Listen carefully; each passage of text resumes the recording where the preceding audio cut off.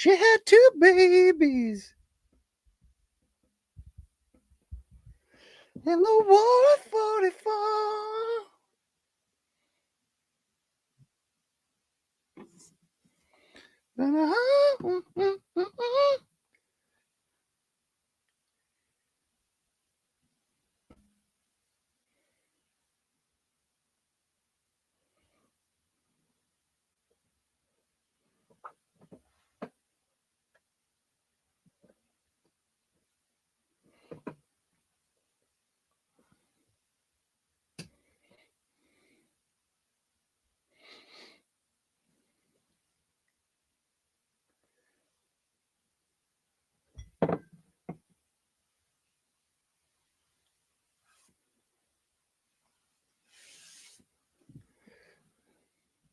Hey, there it is. Look, this is live, direct, local, late breaking. Boy, am I hugging the mic here. Hey, how are you? It's the Brian Campbell experience, the B, the C, all the way down to the X. How the hell are you? Lord, indeed. I was born a rambling man. You know what I'm saying, right? You know what I mean? Trying to make a living. And there's Long Island Luke. Yeah, doing the best I can. Look, not everyone knows, by the way, Long Island Luke's sister, Jessica, named after the Allman Brothers song. I mean, what a time to be alive right there. Hey, thanks for joining me on this live ramble. This is where your boy BC every Wednesday at 4 p.m. Eastern, talks in circles about what's going on in the world of combat sports, 70s vinyl, 90s NBA, mental health, or this fantastic Boston Scally cap, which really, really makes me feel young. So thank you very much for joining. Big fans of this show. You know what I'm saying? Well, I don't know if I'd throw that shade at Luke, but you can like us separately for the flavors that we bring in here. You know what I'm saying? Dave Sandine, you dropping a little pre-show Paula Cole with me or what? You know what I'm saying? She had 2 babies. All right. So here's the deal, right? I'll talk in circles. I'll talk about the biggest topics going on in combat for about the first 30 to 45 minutes.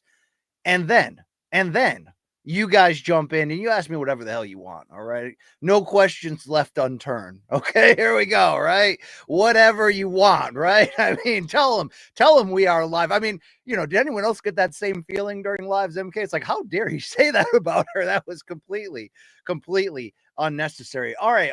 So you may notice I'm sitting a little bit closer to the camera than I'd like. I did the thing where I got sick of the layout in my office in the basement. So I switched it up. All right. Now I got the recliner in the middle of the floor. I got the Xbox with the Ford. I got the vinyl. I mean, I'll put the work stuff in the corner now. So back in this spot, shout it out. I'm a huge fan of this Mayweather McGregor artwork that Showtime gave me. And we got this poster, Jay Paquette on the 1s and 2s hooking me up with this. So those are the items. We also have this, but we don't really put this out there. You know what I mean? Because the guy's a racist piece of crap. But hey, what are you going to do? Right.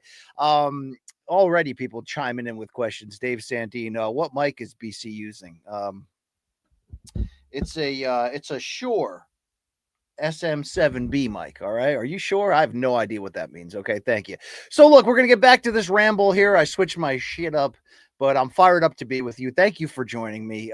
You can ask whatever you want when that time is there. And of course, the super chat is open. Okay. Turki needs shoes. BC needs records. Somebody has to put these kids through college. You know what I mean? So sip of coffee for the working man. Thank you very much. Shout out Stone Cold. I hope you all are doing good. I really do. You know what I mean? I care about you guys. You know what I'm saying? I do. I upped my meds this winter. I did it. I finally bought it. And I thought I was going the opposite way. I was like, eventually I'm going to get off of these meds. But, I bought in and I'm doing a lot better now. Okay. This winter, I can get through anything now. I can get through anything. Okay. And so can you. Maybe we'll get through anything together. So thank you, Al Drum. Appreciate you, brother. We've got some fantastic topics to get to today. I mean, what a week, right? We got UFC 311. 311 is what's up now, the people. I mean, it's 311 week and UFC partnering with the band 311 for a music video. Don't hate that. Thank you very much. No Mikey today, the guy who always has my back. So bear with me on the technology here. I'm trying my best. Okay. I'm pinned in the corner of my basement. I'm trying my best. All right. You know what I mean? Yeah, indeed street. We got a lot of 311 references coming through here. Okay. So I'm talking about 311 has grassroots for your mind, right, Sandine? Yeah, brother. All right. Damn. Sometimes I feel like I'm just talking to two of you out there, but hawk to you out there, but there you go. All right. I don't know what the hell's going on here. So yeah, I'm doing all right. We got some big topics today. UFC 311 PFL making some changes here. And I don't know if you guys noticed, but there's a lot going on in the world of boxeo. So shout out to you. Take care of your loved ones, but take care of your brain up here. Okay. We can get through this. We really can. We really can. We just got to rewire the way we look at our situation. All right. It's a typical situation in these typical times, right? You know what I mean? Too many choices, right? Right. There you go, Al. All right. All right. Dave, if you're already gonna, Dave Dave Sandine probably knows me too well. I'm trying to stay on track, but he's like, yo, isn't Music 311's debut album from the mid-90s like a underrated classic? Yeah, it absolutely is, dude. It's hard. That's a hard album. That's a hard ass amazing album. Check out Music by 311 if you want to get hard. All right. Hopefully you guys will enjoy the chat inside the chat. I don't think we have as much racism and misogyny in this chat as we do the MK one. So shout out to the people that aren't of those ilk. Reminder for scheduling here. Man, I am way too close to the camera. Anybody else feeling like this? I feel like I'm about to eat it. You guys are about to see whether I trim my nose hairs or not. Oh yeah. Also, I pulled this out of the archive. I mean, I probably wore it last week, but I pulled this out of the archives because we got to pour one out for Bellator MMA. It's been retired by Don Triple N Davis, right? Who will be back on the town hall with MMA Fighting's Mike Heck tomorrow. That's appointment viewing, but a lot this week from the PFL. So shout out to Bellator. I had a great run, man, as a Bellator as an MMA journalist covering that brand. I've been to some great Bellator cards. I've always enjoyed it. It was kind of weird to see it just dead and gone, but it was the right move. We can get into all that. And then some tall, pale, and handsome. Yeah, right. At least one day of my life, the day I got married, I was. But the rest of the time, what else are we going to do? Scheduling notes. Let's get to that. So we told you on Monday that we had a big deal planned for Friday, and our new fantastic partner, Jose Cuervo. In fact, Jose Cuervo just sent me a box of goodies. Okay. Good Lord.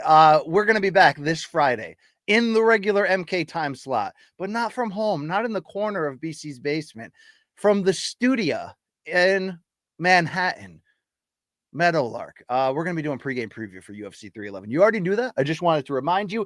Unfortunately, my man, your man, the man with that right there, okay? I'm talking about Chuck Minhall. He can't make it anymore. He's got some personal stuff going on. So we have gone to the bullpen. Let me get the righty, all right? We have gone to the bullpen, and I've got a feeling that you're going to love the way Friday's episode looks on you. I almost guarantee it. So we pour one out for Bellator. We pour one out for Lazy Bed die and gone? Did you get arrested? Is he in the slammer next to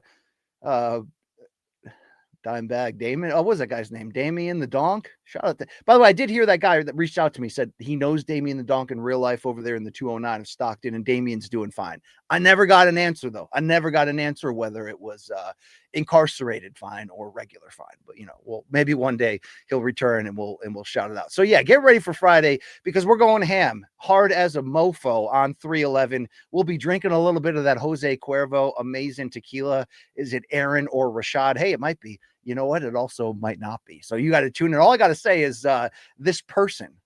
I won't reveal the gender. In fact, they might identify as they them. This they them person is of this ilk. They're of this MK ilk. So we're gonna have fun. We're gonna roll the dice.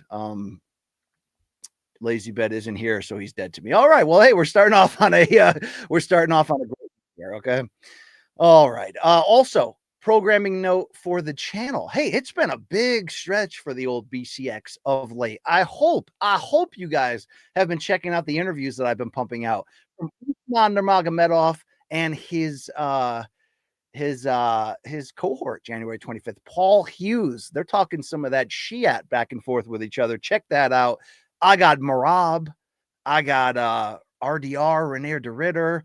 I got some fantastic interviews, if I do say so myself. So check those out, please, on the channel.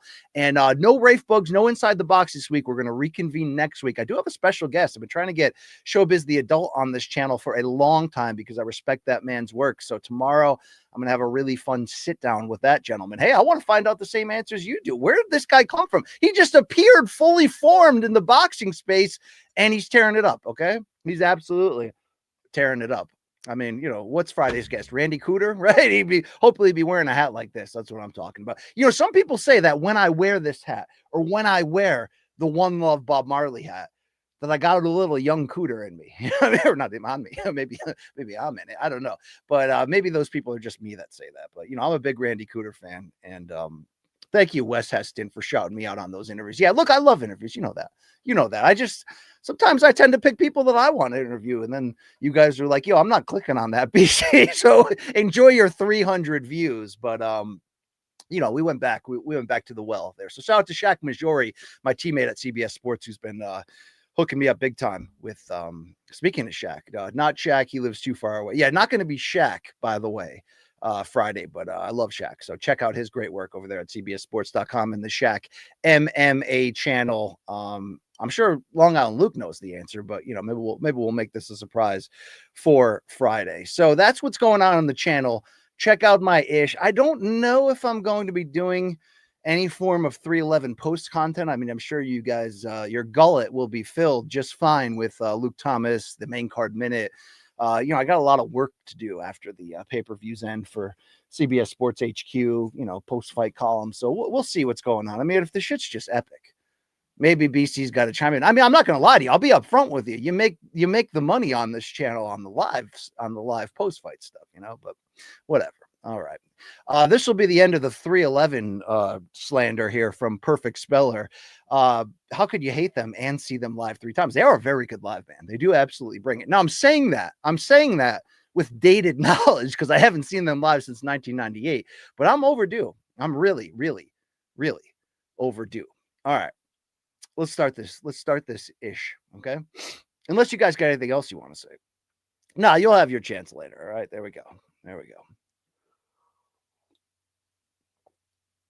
I mean, I wouldn't say, you're obligated to you're required to use it, but smoke them if you got them. Rah, rah, rah, right there we go. Okay, that's great. All right. See, I got to try to star some of these questions and make sure I get back around to them. But let me take a pause on that and let's get into the show. Let's kick it off. Hey, it's 311 week, and I'm fired up. Ask me whatever you want in the live portion of this chat. Of course, we're going to hit you hard on Friday, but, I'm watching a little of the media day stuff today, start seeing Dana White do a bunch of interviews from Barstool to Jim Rome and, interesting nuggets coming out of that. Dana just saying, absolutely that Conor McGregor will be back in the cage this year and will not be boxing anyone in India. Interesting stuff. Also, Dana reiterated that fight a few weeks ago that he teased that would blow us all away. Sorry, it's tight in this corner of the room. Sorry, it's hot as a mofo in here right now. All right, that it would still blow us all the way at the end of 25. So there's stuff to look forward to that. I saw a lot of reporters coming at Arman Saryukian about the money his family apparently has, and he's like, "No, my dad has it, not me." We can have rich people in this game. It's no problem. You can still get to the top if you've got the work ethic and commitment. And who's got more work ethic for the bod than good old Arman Saryukian? I mean, I don't think I need to call up John Mayer to ask permission to say that man's body is a wonderland. I'll use my hands, right? I mean, maybe not literally, but you get the direction that I'm going there. All right. So we got that going on. Big week for PFL. Big week. I mentioned that Don Davis will be on the MMA Fighting's town hall tomorrow with Mike Heck. I wanted to promote that for you people out there because I love me some Mike Heck. Great guy. Absolutely great guy. The first visit from Don Davis was an absolute debacle. In fact, that was probably like the turning point in us going from, man, PFL didn't really wow me in 24. I hope they do better in 25 to being like, the car's in the ditch and I don't think we can pull it out. You know what I mean? And it got there because, Don was doing Don stuff. But I got to give the promotion credit. All right. We've said I mean, a lot of podcasts have said these ideas are certainly not, exclusive to just me and Luke, but like we've said ad nauseum, like everybody else, if you're going to survive, if you're going to walk around and act like you're swinging a big rod, you better have the setup and the systems in place to try to actually compete with the UFC. And I certainly think they should go away from that type of talk until they've built up momentum, something they don't have right now. They've certainly got some good happenings that happened in 24, from Dakota Ditcheva's breakout year to Paul Hughes. And, not to mention that this fight on January 25th in Dubai is absolutely fantastic, with Usman Nurmagomedov defending that Bellator lightweight title. Is it now the PFL lightweight title? I don't know. I'll talk about that in a second. But I mean, there are some good things going on. But to see Don Davis, I think Ariel broke a bunch of it before PFL went public with it. And I think you're starting to see some of these big changes. It was 100% necessary. Like I said, if they rolled out the same game plan for 25, it'd be dead on arrival. If we're doing the tournament and that's going to crown $1 million champion and blah, blah, blah, yet half of our roster is out here in, the wilderness just fighting Bellator rematches. So we're moving away from that. So these are positives, not perfect. Not perfect by any means, but these are positives in the right direction. And what these are is they folded the Bellator brand for good. It was about damn time. It really was. Number two, even though we talked about in MK that they cut the tournament prize winning purses in half from $1 million down to 500,000, I think it was with the right intentions once you found out more of the story. And that's that they will go to Grand Prix style tournaments now. No more point system, no more, multiple, single elimination, no more double elimination, triple, no more whatever they were doing, right? But what we still don't know, and we don't believe that it's going to crown an actual champion, that these tournaments, Grand Prix style, 8 fighters or 8 divisions, a certain amount of fighters per tournament, that they're going to pay you $500,000 at the end of the day, but they're going to ultimately, be separate from the title picture. So what we don't know yet is if they're officially installing PFL championships for every division. They 1000% should do that. No more of this. We've got a Bellator title. We've got a PFL tournament title. We've got a PFL super fight title. We got a PFL Europe title, but don't be confused by the PFL MENA title and then all the other territorial BS going on. All right. This is what had to be done. It might not fully be there from their breakout announcements this week, but shifting the focus off of the tournament was key in my mind. Tournaments can be fun. Grand Prix style is the way to go. I would prefer they do it like Bellator did, where the champion competes in them, or maybe the tournament, like the old Bellator days, is meant to create the next title challenger. More to come from them on that. But the whole idea of you're pumping out these $1 million tournaments, but you're not even using your best fighters. So why? It doesn't matter. That's still kind of in play. But what they really just need to do is roll out their best fights and their best fighters as much as they possibly can. Build story. I mean, you have to take on a pro wrestling mindset.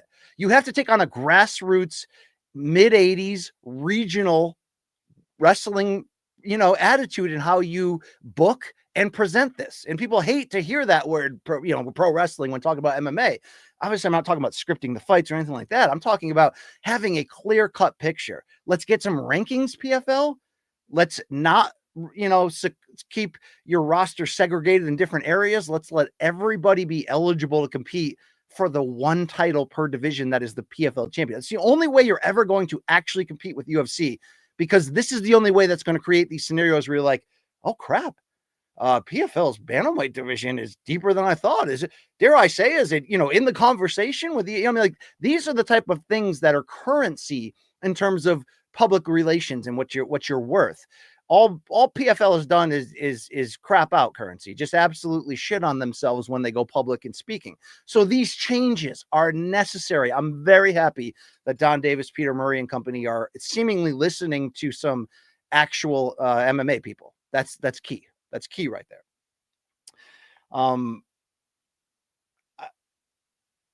I'm still a little bit weirded out that the tournaments are kind of worthless. I mean, it's not worthless. You get $500,000. It's not worthless. It could provide a boost to whoever wins it. And like I said, if they get guaranteed a title shot, then that's not a bad idea at all. That's the way to do it. But no more of this. Well, this card's Road to Dubai, and I think it's on the Max app, but I'm not sure. Or is it on ESPN? We got to stop in that in between where we are. We just have no idea. Now, the good news is that January 25th kickoff of Road to Dubai, formerly the Bellator Championship Series, now PFL Road to Dubai Championship Series. It is going to air live on the Max app. That's better than not airing at all or putting it free on YouTube, in my opinion. So at least there is a home. Although you wonder if you'd get more. If you get more views altogether on YouTube, but they're starting to do things in the right direction. So let's see what happens. It's just like we want upstart promotions to be different, but I just think that PFL took that word different and applied it to the wrong things. You know what I mean? Applied it to structural format changes that were unnecessary, that just don't work in combat sports. What I still would like, and I've said this before, but I mean it, is if PFL took on a disruptor attitude, almost an ECW, another pro wrestling reference attitude, and just tried to present everything just different. And I don't mean present it different from what I just talked about with regular season and playoffs. I mean, just present it, alter with the rules just a little bit, be aggressive, play up trash talk. I mean, if I'm PFL right now, I got to wake up and realize Paul Hughes versus Usman Nurmagomedov is one of the best fights they can make. And oh, by the way, on top of that, you've got Khabib involved. You loosely have Conor McGregor involved. And these two don't like each other. And Paul and Usman have been constantly talking junk between the two. Like, this shouldn't be, oh, we've got that Dubai card on Max. This should be your main event for what you've got going on. It will kind of serve as that because the tournament format isn't starting, I believe, until April. But, you got to be aggressive. You got to go fast to kick off 25. And you've got to put your best fighters out there. So let's talk about their best fighters. If I could stop spilling coffee on my fingers here. I'm an aggressive mess as usual, right? Patricio Pitbull got his release, and he got it the old-fashioned way by calling them out publicly, aggressively, consistently, using facts, making good points. They didn't have to drop him. They also could have kept on what Pitbull was immediately complaining about after his release was that they still held on to matching rights. I credit, even though he very well might just get in his car and drive to the octagon, right? He's 37. He's a legend. It's the right stop for him in his career. But you could argue, was that really the best move here? Great point, Wes. Was that his manager? I mean, very well could have been. And every single tweet could have been. But it's a unified message coming out of here. I'm glad that Don isn't freezing him out. I heard some reports that they offered him a featherweight title fight against Aaron Pico and he turned it down. I don't know that to be 100% true, but that's sort of interesting. But the best part here is that Pitbull was done with them. He's not going to be able to be paid what he signed up for under his old Bellator deal. He knows that. The company knows that. So the best move was to say, good luck to you. I'm not even mad that Don framed it as sort of like, our company's all about giving opportunity. And if you don't want this opportunity, then we don't want you here. I mean, that's the reality of it. So the good news for Pitbull and the good news for MMA fans is if UFC has interest, and I did see Dana was asked about that about 3 months ago, and he said, oh yeah, Pitbull's a badass. We'd love to have him here. I mean, good Lord. I saw Pitbull, or maybe it was his manager, tweet out about Volkanovski. All of us seem to want him in a rematch with Michael Chandler, right? Don't forget that Pitbull one-punched him to win that, to become a 2-division champion in Bellator, and it was retribution for what Chandler did to Pitbull's brother, Patricky, when he had that porn star 80s mustache, and Chandler knocked him out cold and kind of celebrated on top of the cage, celebrated in the brothers' faces, calling out Patricio. So you have fire there and some venom that you can build upon. But in reality, Pitbull at 45 or 55 against anybody with a name is going to be fun business for the UFC. B-Vol 11 saying Pitbull can finally fight Volk. Yeah, he called him out. That'd be a hell of a contest. Any of these would be a hell of a contest. So I'm fired up about that development. But if you're PFL, and if I could stop spilling coffee in my crotch here, good Lord, pull yourself together here. All right. I mean, Usman Nurmagomedov, Paul Hughes, these are the faces of your company. Aaron Pico, Patchy Mix. I'm sorry, very few of the people who regularly show up in PFL tournaments actually are the company's most marketable and best fighters. I love Brendan Loughnane. There's certainly some guys that are PFL regulars through the years. You see them often in the championships of their respective divisions. Those guys are solid. They are in stone. But the kind of fighters that you would say to yourself, oh, wow, I'd actually rather see them in the UFC. Those are the ones that are most valuable. I'd really like to see PFL make them championship fighters this year. Let's remove any confusion about what belt means what. One belt, one division, and let's find out what you got. Let's have pound for pound rankings. Let's have divisional rankings. Let's do that stuff. So good start by PFL to pull out of the gutter, in my opinion, to show the fans that they're listening. You know, the elbows are back. I mean, they're doing some good, and there's like structurally, they do have some things going for them. I don't hate their broadcasts. They're too much on the screen. Yes. Do they cater to really small arenas with that absolutely no chance of selling tickets? Yes. I'd love to see them get away from that and actually attempt to sell tickets. Bellator was decent in this in a regional sense, right? They can go places with hometown fighters on the undercard or what have you and pull tickets. I feel like that's important, but I don't really know the financials behind the scenes. Don Davis and company do. Maybe they're getting so much from the TV deals that that's their focus, whatever. But do it right this year and repair your relationships with the media, because the media will fight for you if you're trying hard and making the right decisions. So let's see that happen. Let's see that happen. RIP Bellator, though, we had a really fun run, you know, from Chandler versus Alvarez 1 and 2 to the Pitbull brother rivalries with Chandler, through the Patricio versus AJ McKee rivalry, Chris Cyborg coming in and out. I mean, there's been so many great fighters, great fights. Don't forget, John Anik called the first season of Bellator back in the day. So the Bjorn Rebney era, all of that. Scott Coker kind of making Strikeforce 2.0. But even though people are kind of ripping on them on Twitter, saying, I saw all the changes from PFL, but all they really did was buy Bellator and kind of become Bellator. This is not a bad thing, folks. Okay? Not that Bellator was ever perfect, but like they had a model that could work as a competitor. Not a head-to-head competitor like Don's trying to say PFL already is. But like going back in there's certain parts of your design that need to be simple. There's no need to make those extra wonky. We got the wonky out of the way. All right, let's keep it moving here. Turki's taking over, and it's getting aggressive in the world of the box. And I'm really trying to stay positive on this because there's a lot to be positive about. Am I aware of the knee-jerk reaction of like, with all the success of Turki and the reinvention of Ring Magazine, and there's rumors that he's going to go even deeper in his relationship with the sanctioning bodies, which maybe could lead to like one champion per division. You see the New York Times report that, you know, Saudi Arabia is investing $1 billion into DAZN, which is, you know, pretty much put the nail in the coffin that that's the home of boxing, you know, certainly globally. And if you're not with them, you're either small beans or you're against them. I mean, we're really close to that being an absolute reality here. I am leery, like everybody else, of what this will do to the American and by extension, the North American boxing market. When you have fights that are happening other side of the world more often than not, when you have, when you're losing the grassroots marketing that comes with it, when American sporting fans today have almost no idea who the boxers are, and why would they? Because you have to subscribe to DAZN at this point. You know what I mean? Like, you see that rumor that Top Rank could be going back to ESPN and that ESPN could be staying in the boxing business, and that would be great. I don't know if that means teaming up, because let's not forget here. You've got Riyadh season.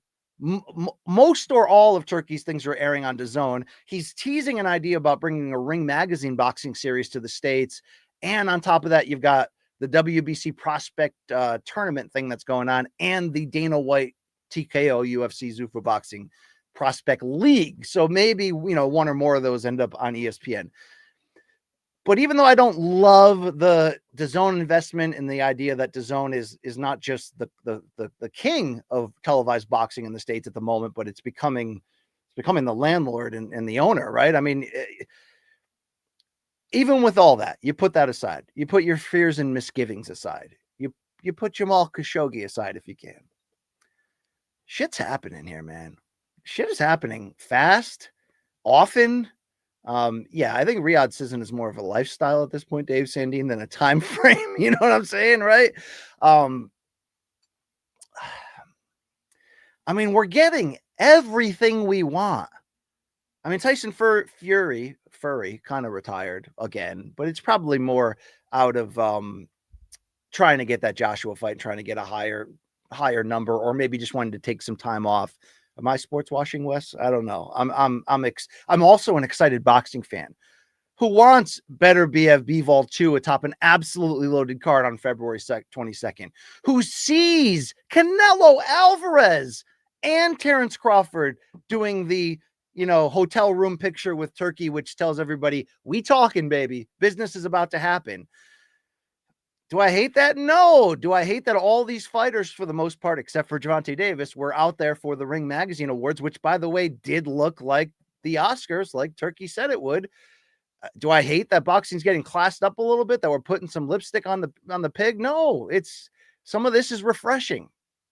Okay. Luke Thomas chiming in here. Oh boy. Little cryptic oh boy for you. Okay. Oh boy. All right. But I'm not trying to act like it's perfect. I mean, you could say, hey, BC, screw you. And screw you's like giving Don King a Lifetime Achievement Award. Yeah, I love that too. All right. That doesn't look good in the aesthetics of it. Okay. Even though Don King did a lot of great things for the sport while constantly undercutting the fighters and leaning toward corruption. But like, we're actively seeing that Ryan Garcia versus Haney 2 is being negotiated, even though I know there's some obvious problems here about Haney saying he'll only drop the lawsuit if Ryan signs up for VADA. Ryan doesn't want VADA. They'll figure it out, okay? At the end of the day, they'll figure it out. But it looks like they've figured out the idea that Haney and Garcia are going to come back against one another, maybe have an interim first. And we're also going to get Canelo Crawford this year. Like, are you kidding me? So it's like... It's happening. It's happening, dude. He's on every corner. You know what I mean? Like and I don't, I said for better or for worse. So far, it's not really for worse. Not yet. It might be. It might kill boxing in America, unless you're a hardcore fan, unless you're a DAZN subscriber. But also, it might take us places we never thought we'd be in these modern times. I'm not trying to act like, putting money back into Ring Magazine is going to mean that it's going to be in everyone's mailbox. No, not that per se. But check out this. Did you see this tweet? Turki tweets a lot. But check out this one. There's some spice and pepper in this one. Turki, just in the past 2 days, says they talk a lot about the fights. And I think when he says that, by the way, he's talking about fighters, because there's been a lot of back and forth online between Haney and Garcia, Teofimo and everybody, Bud versus Tank, which has been heating up the last 24 hours. But Turki says they talk a lot about the fights. But what happens in the end is that the final answer is with us. Prepare soon for announcing the biggest schedule for the year in boxing history, Turk 182, a hell of an 80s movie. In boxing history, Turk. I mean, there's a lot of big words in there, but notice two things. One, obviously, that there's the schedule that's right around the corner from being announced. And really, if we're being honest, and as much as I love the PBC, love working for the PBC, and really still hoping the PBC has life, they never do these big rollout announcements and haven't for a while. You'd have to go back a couple of years with Showtime, where it became kind of an event for Showtime to sometimes rent a space and have a big unveiling. We haven't done that in a while. So Turki to do that, I like that organization. I like the threat that it's going to be massive and huge and it's going to blow us all away, because you may have seen his other tweets where he's talking to everybody. And he told Ring Magazine to write that story and probably told Michael Benson to put that tweet out. But he's talking to every fighter that matters, as long as they're male, because the female fighters are complaining, rightfully so, on Twitter that we're in a women's renaissance revolution and they can't get the invite to Riyadh season, except for Sky Nicholson. But maybe she's a plus one. That's a bad joke at the bat. Okay, enough of that crap talk. All right. But the other half of this tweet that Turki says is the final answer is with us. That's his way of speaking to anyone that needs to hear it. Rival promoters, rival networks, media, fighters. That you can talk all you want, but the fight's not getting approved unless A, we want it, B, we sign for it, C, we pay for it, and D, I don't even care what's holding you back. You're with us or you're against us. That's what that half of that tweet is saying to your boy BC. All right. There's too much control. You know, in the wrong hands, a bad thing. We're going to find out. Knowing boxing's history, it probably will end up being a bad thing, right? It'll probably be a bad thing. Who knows how long it'll last either, because this nation's spending a lot of money, even though it seems like they're not making much money back. But, you know, they've got a lot of money.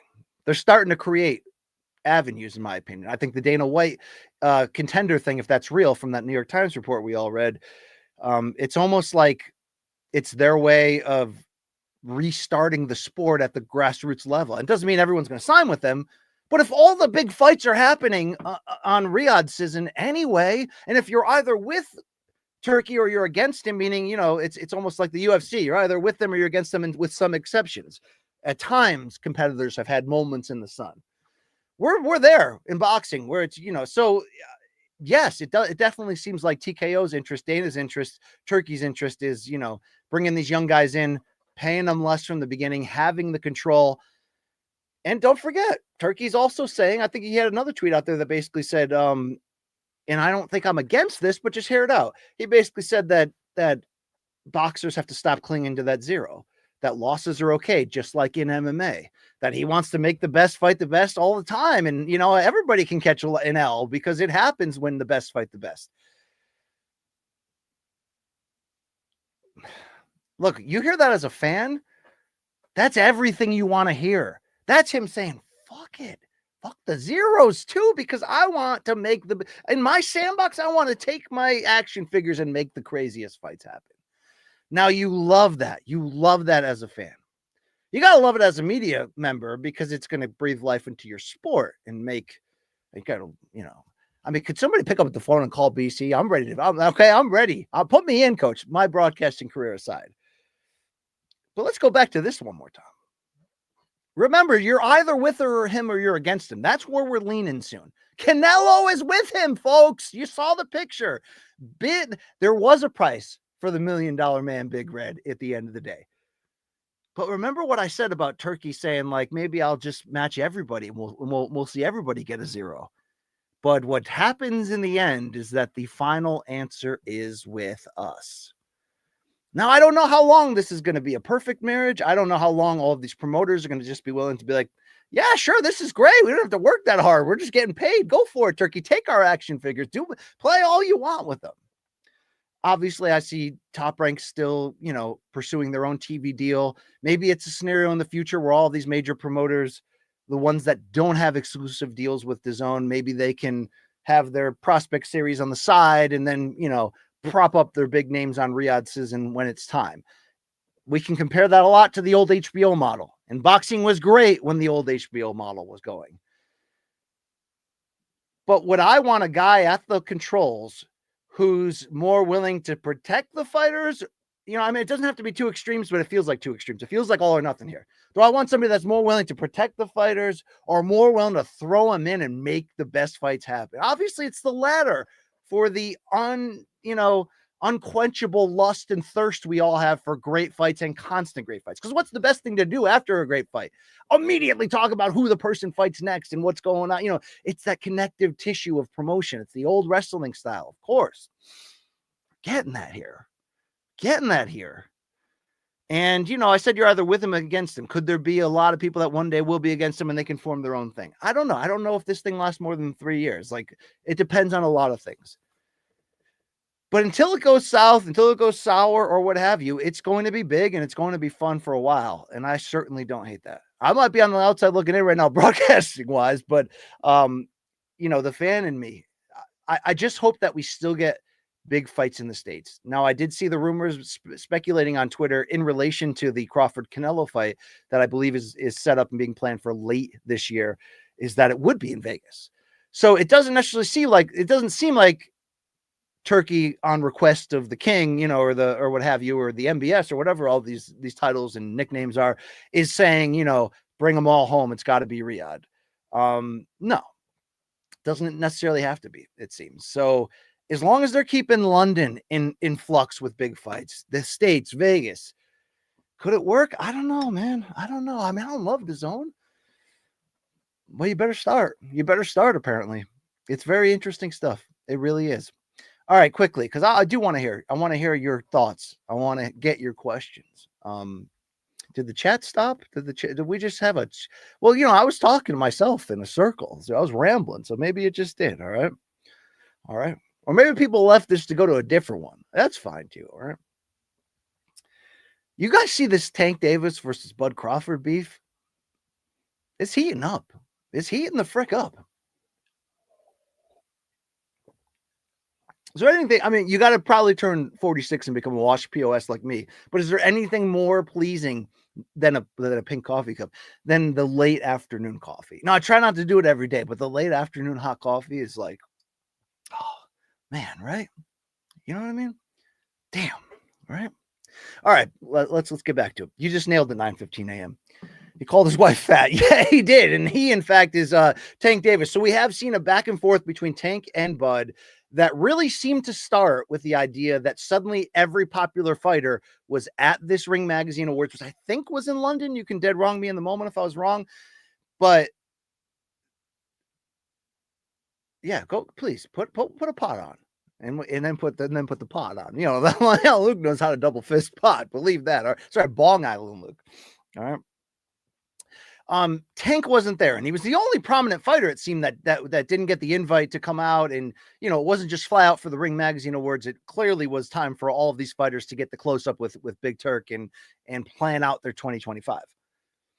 And Tank seemed to take exception because at first he was clowning all those guys, insulting them, and then he even went as far as trying to say that I want one of those fights out there too. In fact, let me rematch Ryan, but you got to give me 150M, he said. All right. Wow, screw you. It's coming in here hot. Man, Gervonta didn't fight top dogs in his own division for nearly a decade, and you expect him to fight Bud.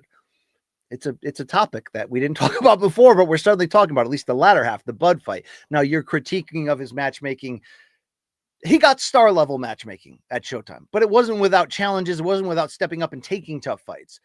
But he's a star. It was more about planning the city he's going to go to a lot of times.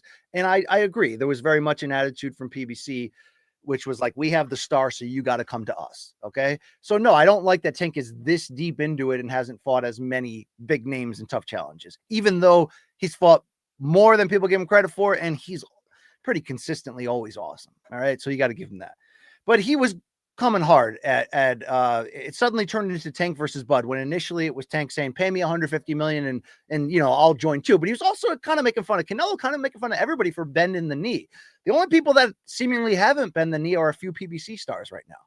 Tank and Spence, who's been out of action and seemingly looks like he's close to finally getting that Fundora title fight at 54, even though they got a problem because one of those sanctioning bodies don't want to approve it because Spence has never fought in this division, is coming off a long layoff and then got absolutely whitewashed by Bud. But back to Telly, perfect speller. Yeah. Are you talking about the posters that I put out there on Instagram and Twitter that Average Joe Art is cooking up? I just want to let you guys know that there's a lot of talks going on about the future of MK merch, BCX merch, MCM merch. Turkey's taking over boxing. A different Turkey's about to take over MK merch. All right, we're about to take shit to the future. So just get ready. Just remember that I said that. Okay. And Tank did look kind of sore, like he felt like he was left out. And there's even rumors out there that Tank signed some type of silent deal with Amazon for 7 fights around 200 million. No, no proof, no sourcing on that. I mean, it's tough for me to believe that, considering Amazon, there's been very little PBC cards since they launched on Amazon. So, I certainly don't believe that. But yeah, you better blink those eyes, right? But to see this turn into suddenly the beef of Bud versus Tank, the I make more millions than you, blah, blah, blah, which is a tired refrain that boxers, when they beef, they typically go one of two ways or both. I make more money than you, or you're gay. I mean, that's really the two cards that they can pull out of the deck here. Well, then Bud pulled out the Joker. I'm sorry, Tank pulled out the Joker card, which was come after Bud for how many kids he has with his baby mama. And as we mentioned earlier, that Tank put out there that he thinks Bud's lady is overweight aggressively. And a lot of people are like, man, that's a low blow. You don't go there. A lot of old school boxing people. But the interesting thing, even against Screw You's mentioned that he doesn't think Tank would ever take a fight like this, is everybody's going, wait a second, wait. I know we're trying to get Bud to climb the ladder 3 notches to fight Canelo in one of the craziest but awesome, star-powered, fueled, interesting fights that we've seen come across the timeline in a long time, maybe since Pacquiao de la Hoya. And even though that was a one-sided drubbing, don't forget that on the way in, we thought Oscar would knock him out. It was sort of like, this is a weird fight, but I love it. And now instead it's like, oh, why can't we make Bud versus Tank at 47? I mean, we can. Now, is it likely? No. Is it impossible? No, even with Turkey involved. I mean, I think Turkey, it seems obviously Turkey's going to fuel and fund Canelo versus Bud. I don't know if PBC has any connection in that. I don't know where the relationship with Canelo is currently exactly at, because he signs those little piecemeal multi-fight deals. But even if it took Turkey to make that, I think it could be made pretty easily. But they both seem to have other business coming up. I know Shakur's really trying to get Tank. I know Tank's really trying to get Ryan again. We'll see. But just that this is suddenly like kind of a playable character in our universe now, the idea of this fight. It's weird that we never thought about it. It's really weird. But and look, that's an interesting refrain from B-Vol. The whole Turkey is like a super casual, weight divisions be damned. There is sort of like a fantasy football video game mentality with him, but not all of that has to be horrible. There's a lot of interesting stuff that can come with that. Canelo versus Bud is that, right? And this is just sort of like, maybe we should put a pin in this. It's not a perfectly easy fight to make for a lot of reasons, but there's no more this fight's impossible to make, or this fight's really hard to make. Because pretty soon, unless Tank does have like stupid Bezos money coming in for him to stay with PBC and stay on that platform, I don't see it. Like, it's coming. It's going to be very soon. It's going to be you're with us or against us. So I don't, you already see PBC fighters like Pitbull Cruz is a featured Turkey guy. Benavidez said he's in on Team Turkey, even though he's still with the DeCubises and his promoter, Samson Lukowitz, and PBC by proxy. So it is a fight we actually could make. And it is interesting to think about. I mean, for Tank, he just tweeted today that he's walking around at 139. So, he's a 140 fighter, even though he has a title at 135. I think his biggest fights for the moment, for the near future, would be at 40. Is it crazy to see him to go up to 40, to ask him to go up to 47? I mean, you're asking Bud in his late 30s coming off of a fight at 54 to cut back down to 47, but he said, no problem, I'd do it. That'd be if the Turkey era produces stupid fights like this, stupidly, potentially awesome one, then again, I don't hate this, because this is the way you bring the casuals back in. It really is, along with having an active and incredible heavyweight division, which we're at the tail end of a great era. Still time to make Fury Joshua. Luke Backman, a youngster in this boxing journalism game. Big fan of this guy's moxie. Luke says, I've had more casual fans say to me they want Tank Bud and thought they were crazy. Apparently they weren't. And I remember when Ariel got hell from boxing purists when he was trying to talk up the idea of Inoue and Tank somehow meeting in the middle. And maybe some of the boxing hardcore was, digging in and joining arms and to push the MMA guy back. But, that fight's certainly, those type of conversations are now certainly reasonable, is the point I'm trying to say. So this is interesting. This is really interesting. Teofimo's really interesting of late. Also, even though Haney versus Garcia 2 isn't official and there's still some hiccups there, I saw Guy just tweet that you guys won't believe who my next opponent is. And then he sort of patted himself on the back, which he deserves in this case, for basically saying like it's a really hard fight. So not only did it seem like he just cut the man bag off of me making that payday in Tokyo, okay, with him and the kickboxer, bottom boom, and it was going to be a good ass payday. All right, I'm not going to lie to you, it was going to be a good ass payday. Let's say he closes the year with Haney, but before then fights a real tough ass challenge. Luke Tugman, oh god, he's trying to initiate the newcomer already, right? Just put him right in, you know what I mean? Yeah. We know it's all good vibes here, okay? I saw some people on Twitter going, man, what if it's Teofimo? Because Teofimo, I don't really get what he's doing. I mean, I get that he's just, I get that he's trying to stay relevant, trying to stay in the conversation, and trying to constantly push back at Top Rank and say, no, you don't understand. Even though you can say what you're saying, which Bob is saying, that as much as we love Teofimo, last 2 fights, you barely won, didn't look that great. These are true facts. Teofimo has become one of these, right? But when he's up, oh my God, right? So, I think it's just him trying to constantly push his value higher. There is some kind of certain decent business ethics mixed in with his craziness. So, but like, I also want to see him get a huge fight. Ryan against Teo for the 140 belt would be wild. And Ryan is I mean, he's back with Lupe Valencia. I think we saw that footage of the Haney standing outside the restaurant or whatever, the hotel, when Ryan walked by, and Lupe is his lawyer, who he had broken up with during, I think, the crazy stretch where Ryan was traveling everywhere post Haney fight. But I will say this, for what it's worth, and I said it before, when I did host that press conference in December in Beverly Hills with Ryan versus Anpo, the kickboxer from Japan, like, that guy came, meaning Rukia Ampo, with a shtick that was meant to get Ryan crazy. He called him a piece of shit. He said, they rolled up a piece of paper, threw it at Ryan. Like, he tried all this stuff that the Ryan of old would be like flipping over tables to fight him. But Ryan was just like, oh, that's funny. Like, just chill. So it does seem like, at the very least, that he's got some stability back in his life, that maybe he's not, on a bender or what have you. I don't know, but, we'll see. I would love that fight. Screw you. What do you have to say about it? Ryan is tailor-made for Teo's countering style. Finn was saying no to Matias probably because he had bigger fish to fry.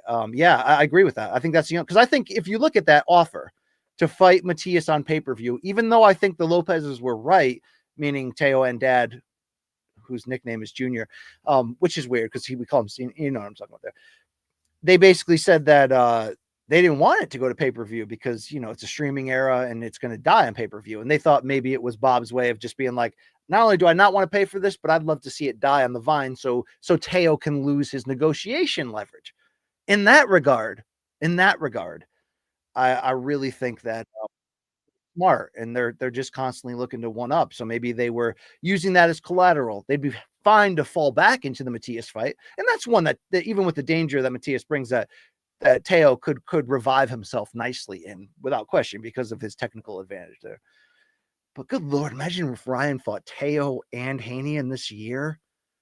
Like, I'm never going to sit here and try to act like Ryan hasn't driven me crazy since he's taken on this new character, that I haven't written, from the pureness of my heart, columns for CBS Sports, like being like, get this guy off of our screens and make sure he's okay. And, they fooled us, but he's also was going through some ish and is crazy. But, I can't defend him dropping the N-word one day and doing, all kinds of crazy sexualness the next day, like how he came after Caleb Plant's wife verbally, like all that stuff, just BS. But the dude, and Sid White, thank you for getting my back with these English shekels and chiming in on there. I love to talk about the box. I like to put my hands inside the box, right? Consensually, of course. But how could you not almost admire what Ryan brings to the table with all that baggage? An exciting fighter who's far from perfect, but has balls, has an out punch, a legit weapon, and does not want to play small at any point. Has the YouTuber Paul brother mentality of, it's about the clicks, it's about being relevant, it's about let's make the biggest fights possible. We're coming off an era where they didn't do that, okay? Where they didn't do that unless they were pretty much, to be fair, unless they were from Ukraine or Kazakhstan or whatever. People not from the US in the last 15 years are about this life, okay? US, we got soft. We watched Mayweather get 100 million with the big, zero on the end, right? It happened. Jim Lampley, it happened, okay? But, screw you just nailed it. And I wasn't necessarily saying screw you, right? You know what I mean? Ryan is a poor man's Oscar. He will fight anybody once per year, then will snort snow, wear stockings, and put his, okay, let me get that off the screen. See, screw you, he put me in a trap. He put me in a corner. Nobody puts BC in the corner. Wow.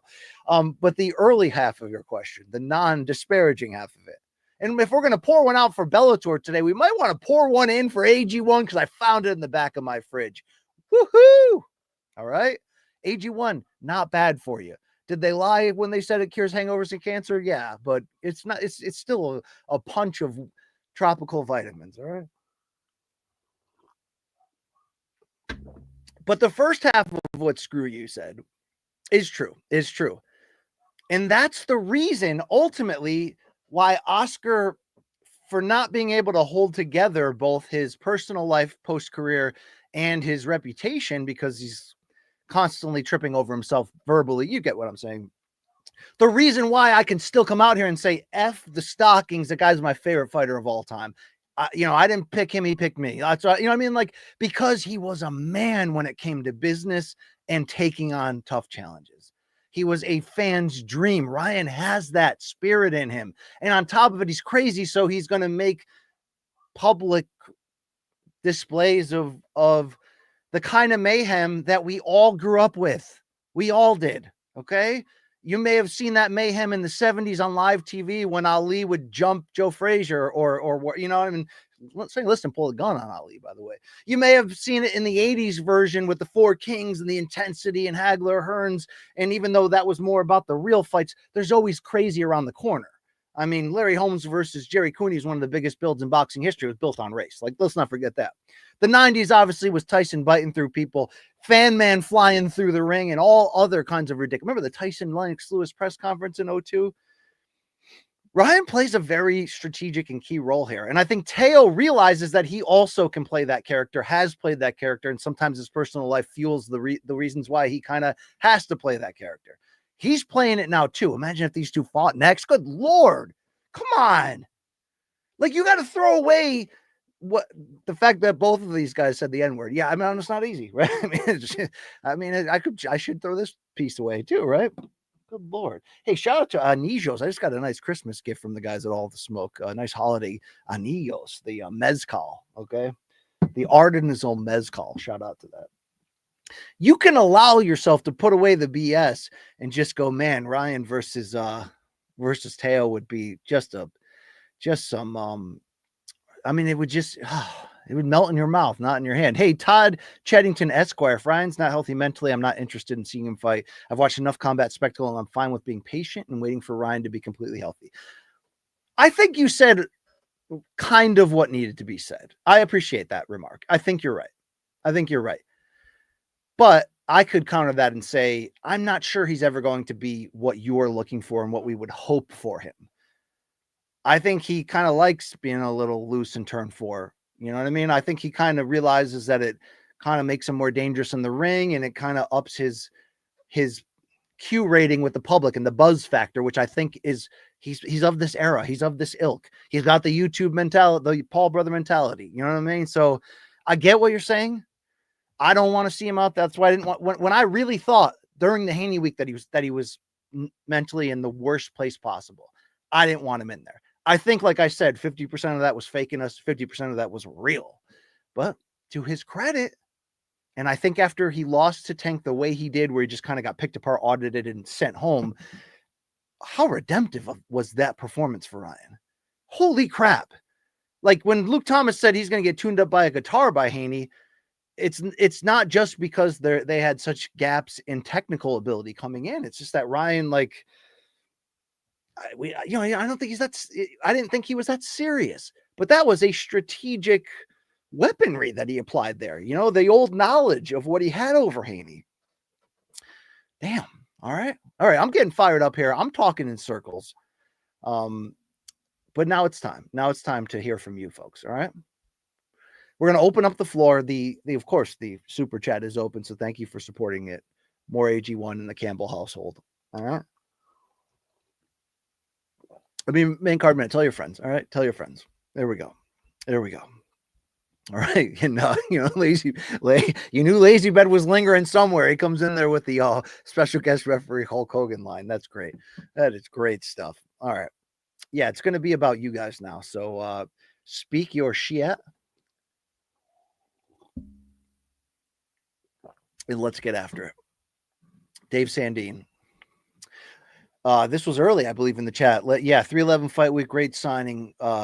Great singing, by the way. Yeah. I never know if my mic is on before there. One time, I ripped into like Creed, like 3 verses deep, and then I went back and listened to it. It wasn't even on there, so I was like, oh, I was just karaokeing for myself. It was masturbatory karaoke. But Dave, thank you as always for your support. And yeah, Mikey's a key part of this operation. Big fan of that guy. Thank you very much. I mean, the guy's not here today, but I got so much love for him. You know what I mean? Can the guy have a day off? Yeah. All right. Let's go to Donnie. He wants to talk music because he knows it's the key. It's the key to my heart. Okay. Do you listen to any emo or pop punk? Favorite artists, if so? It's not that I push it away. I will accept this. I mean, I have been a shameless Dashboard Confessional fan throughout my music listening run. I don't care what you think about that. In fact, I'm here to tell you something that may force you to turn your state. If you don't like it, turn off your station. The Unplugged album rocks, okay? I mean, it's absolute fire. I mean, you know what I mean? I even have that band that Caraba was with before that. I got one of theirs too. Yeah, I'm into that. Okay. But I'm not like seeking it out. I've been listening to, like I mentioned in one of these chats, a little bit of math rock lately, which is kind of in this same realm. And I've been liking it. It's good stuff. You know what I mean? It's like Death Cab for Cutie, but more technical, right? I've been into that, a little more jazzy mix in there as well. But in terms of like regularly seeking out emo or pop punk, no, because when it's almost like Prague, even though I have more respect for Prague now that I finally have made the vinyl journey. But Prague couldn't be so damn over the top that people only think of it in its most over the top form. Certainly that can fall into these genres too, but sometimes when you get a little hint of this genre, which is really just, white dudes being vulnerable about their failed love life. You know what I mean? Like, and I can get down with that, really. You know what I mean? I mean, is there anything better when you're trying to cure a broken heart than listen to, shamelessly bad breakup music, I don't know. I mean, you got to get through it. So you might as well get through it while you're like, yeah, slow spinning redemption. I don't even know if that was related to this, but yeah, dude, I'm getting into math rock. Okay, I'm slowly getting in. The artistry of it, the technical ability, the orchestration, yeah, I'm into it. Okay, all right, let's go back to these questions here. Michael Carson is here. We like that guy a lot. He's like a mid chat guy. Normally shows up, like he gets out of work a little bit late. He goes, but he'll still stop by for a pint on the way home. All right. Yeah, here for the art. I provide the art. Okay. All right. What is art? Are we art? Is art? Right? You got to ask yourself that, Carson, sometimes. Okay. Oh, here's a great question from Fender Slapper 1. How about this guy calling himself Fender Slapper? You a bass player here for FS1 or what? FS1. Good Lord. You got Joy Taylor too. Okay, that is completely inappropriate content. What is your vision for this show in 6 months and MK?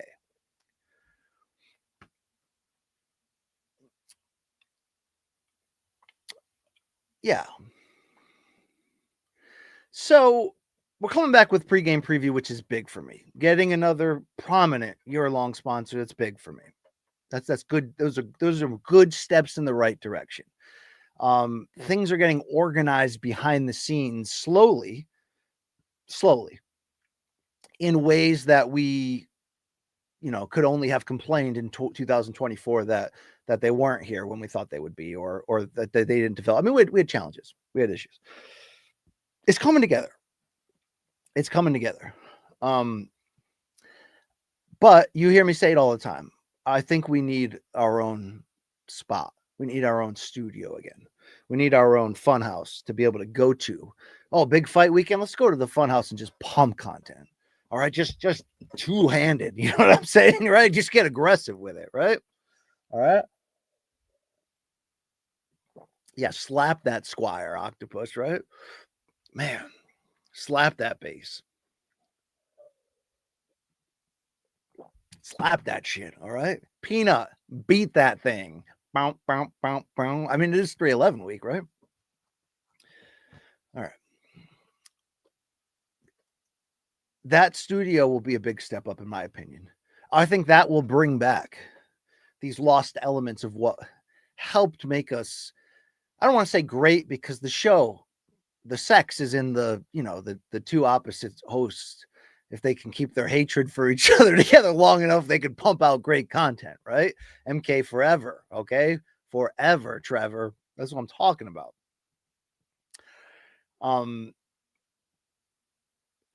It's not like we're average Joes. Well, shout out to Joe Romero, one of the nicest people in the world, by the way. Not like we're just average Joes in the MMK space. I mean, I do feel like we have our own flavor, but part of what got us the success we had was taking chances on things, creating room service diaries, having that aesthetic, that feel. And then I think we were doing some of the best interviews, in the game consistently on there. So I think we got to get back to having that, having a place for live companion stuff. We'll get there. So 6 months to a year. I think we're going to be trending better in that direction. I think we're going to have a live show this year. I think we're going to get back on the road somewhat more consistently, paired with really huge events, which is going to be a great thing. Get out and touch these fans of ours, right? I mean, kind of, right? I mean, I'll put my hand in your Tupperware and take out the confectionery giant you just cooked up for me. Though, like that guy, remember that guy with the plastic thing at the Three Margaritas show? He had the brownies in there, unbelievable stuff. I mean, he was a little creepy too, but I dig the vibe. I was like, okay, let's roll the dice with this guy. Let's find out, right? All right. I mean, Fancy gets me, right? You know what I'm saying? Fancy knows where I'm going with this.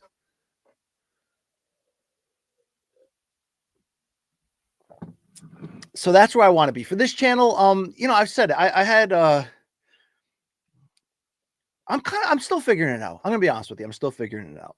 Sometimes, I mean, I can mail it in. I could mail it in and have a nice fun chat with Rafe and come on in here with you guys, and it's like we're at the pub together, and I treasure that. But sometimes I don't have as much time as others. But I've been trying to make a commitment to get bigger names, for interviews. I think obviously that drives traffic. It's all good things that come with that. It fuels my work for CBS Sports. So I've been trying to do that. I'd like to kick myself in the ambition hole more often and, seek out bigger name guests for, not necessarily fighters, but taking the idea that this is you're experiencing me, all my weirdness, all my loves. So I might have a musician on today and a retired NBA 90s guy after that. You know what I mean? Like that kind of stuff. That doesn't all turn into huge clicks though, but it nourishes my creative heart. So I want to take a little bit more chances, be more aggressive, get my intro finished with my theme song that was recorded originally. We got some great stuff coming out on there, but I'm being realistic, right? I'm not gonna be honest. 2024, I thought MK was just gonna bounce back. My broadcasting crew is gonna bounce back, and we'll be on the front lines, and it'll be war, and we're out there and we're winning. Okay, it's like 1917. Spoiler alert: one of the guys lives. All right, that was gonna be us this year. Okay, I should probably take this comment down. I mean, yeah, all right. Unless we had Wonder Dog. Yeah, I mean, I have takes. They're there. Are they quality? You're gonna have to choose that for yourself, okay? All right, enough of me talking in circles about MK in the future. I'm gonna keep jamming on this channel, and we'll see where it goes. All right, but enjoy yourself. Buckle in, strap on. There we go. We need more psychedelia on this channel. Okay, we need more. We'll get it. We'll get there. All right. All right, BC, the constant line walking professional. I mean, I'll tiptoe on the other side, believe me. All right, sometimes sometimes that happens. I'm you know what I mean. You can fall into the wrong circle. But thank you very much, appreciate that. Let's hear from 9:15 a.m. I would like to talk to Keith Peterson. I mean, I would like to find out how no nonsense that guy actually is. So here's the deal: I automatically assume maybe from boxing where it's more prevalent that officials won't accept interviews, won't seek them out. You know what I'm saying? For the most part. And it's always like that puts unnecessary spotlight on them. That could make people believe based on their opinions on things that they want to stay the line, perform the job, be clean, get in, get out. MMA guys tend to show a little bit more personality, which I like. A lot of these guys have natural personality, like Cutman Tate and, Josh Rosenthal with the tats and the weed back in the day, right? But I also see these guys like showing up on podcasts and stuff. So yeah, I would like to, or I see them defending themselves online or putting out videos or what have you. Yeah, let's get, that's a good idea. Let's get Keith Peterson on here. I'll try to track him down. We'll talk Dom Cruz. We'll talk cold cuts and hooch and, yeah. Yeah, let's get on the super chats here. All right, let's hit it hard. Let's do it. All right. Rajiv is my guy. Dr. Rajiv. That's my guy right there. Las Vegas's finest. Sometimes he is. Happy New Year right back at you. Oh, so Rajiv saw Creed in Vegas. Dude, to be fair, and I've said it, but I mean, like 3 weeks ago, this was more of a bit. But I'm coming around. Now I'm like, you know what? If they're back together and they're producing joy, right? The nostalgia of how it used to be. The only thing about being so, like, I'm very nostalgic on the 90s. I mean, look, what are we talking about on this chat? Nostalgia. And if I hang out with my friends, we're only talking about nostalgia. I don't care about their lives right now. I only care about the lives we had, all right? With exceptions, But, the 90s, like, they were awesome in terms of pop culture and art. And it was like literally the last stretch before cell phones and then smartphones completely took over our lives in tune with the internet, right? So there is sort of that nostalgia of like simpler times, no question. And it was also kind of cool compared to other lame decades in terms of the dress. I mean, everything culturally, and it's got a cool factor, but it would kind of suck to live through, to be fair. You know what I mean? Like, being a lost suburban weirdo and just trying to find your way in life, it wasn't always great. You know what I'm saying? So, there's this weird thing about, Creed put it all together and figured it out, and they're now touring. I put it all together. I used to listen to Creed when times were bad. Let's go full circle. Okay. I mean, what is this life for? Right. You know what I mean? Yeah. So Rajiv, shout out to you for going out there and checking out, Cream. Yeah. Get on top, Creed. Thank you very much. I'm willing to, Fancy. I'm willing to talk about Creed, but I'm not trying to, because Alan W, he might not show up today because of Creed. Okay, he might not. What is Fancy saying? Oh boy. All right. I don't know if I don't know. Let's hear else. Fancy saying the Scott Stapp "Let the Marlins Roar" song is the only Creed related thing that doesn't suck. I mean, they're so close to sucking, but I think it's the fact that they're redeemable within the suck. I mean, that's all we can ask for in life, is to be exactly that. Redeemable within the suck, right? Does that make any sense? I don't think so. All right. Let's clean this up and hear from our people. Brantendo64. I love this guy, all right? Yeah, Bravey. Thanks for the support in this chat. If you're ever in LA and need someone to shoot a pregame preview, I'll do it for free.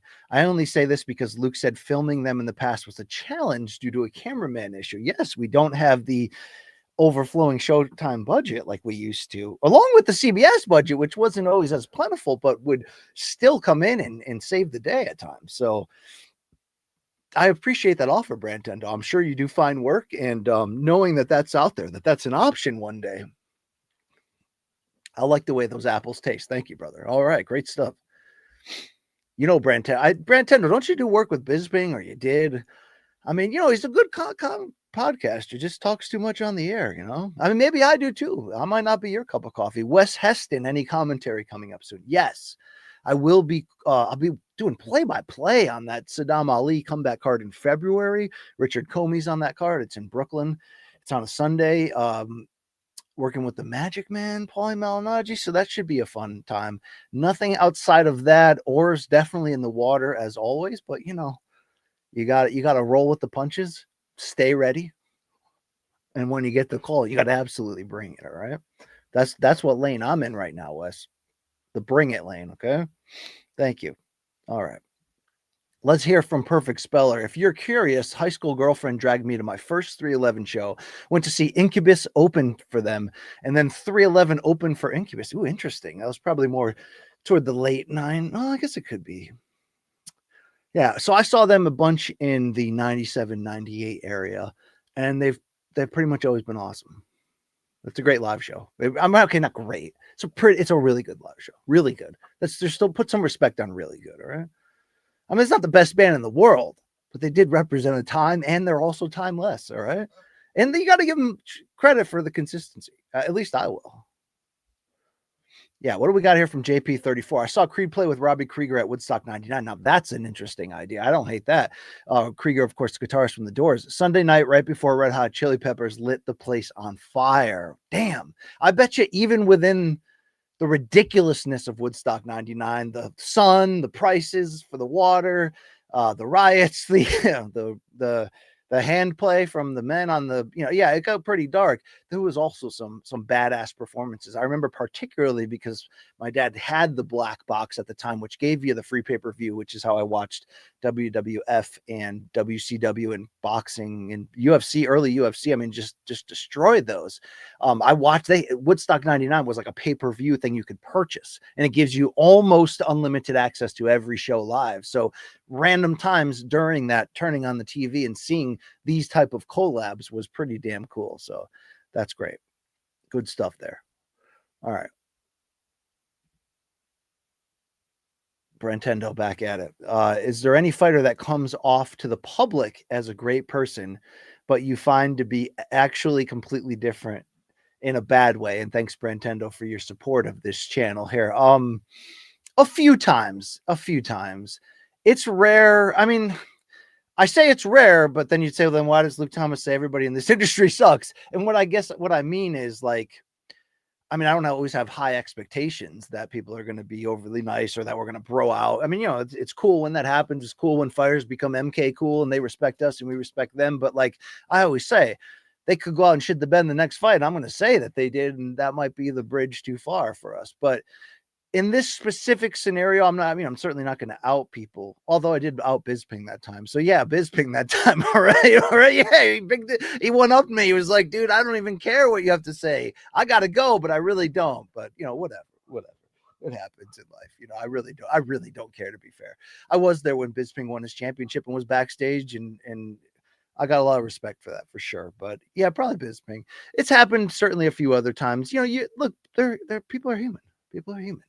So you might catch them at the wrong time. And if you're a fighter, you probably got more reasons to be on edge, and we're just the media. You know what I'm saying? That could be arduous for people. So there are scenarios where you see sort of the real side of somebody and you're like, man, I didn't know that guy was a dick, but maybe it was situational, or maybe I'm just a dick. That's in play too, Brentendo. All right.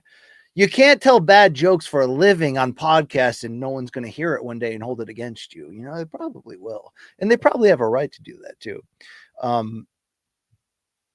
Yeah, there we go. Okay. Let's hear from Octopus. UNLT doing big work. Luke is going to be pissed about his stream. What happened? I don't know. I did see a tweet that Luke was doing like a members only, like live companion of live fights of fighters that are on the 311 card this weekend, which sounded like a cool idea, but I don't know the status of that. Although Luke did text me about something else over there, but I've been unable to get back to it because I'm serving drinks in this here get together. Okay, there we go. All right, what do we got here for Jay? My guy Jay Allen, I think. Yeah, not Jay Aaron, not Pennington James. Jay, thanks for the support, brother. What up, BC? Choose A, the current boxing model with WBO, the four sanctioning bodies, BA, BC, IBF, or B, the WBO absorbs the IBF. And now we have 3 sanctioning organizations and recognized titles per division. Or C, the WBC absorbs the WBO and the WBA absorbs the IBF. And there you have 2 organizations. Or D, the WBA absorbs all of them.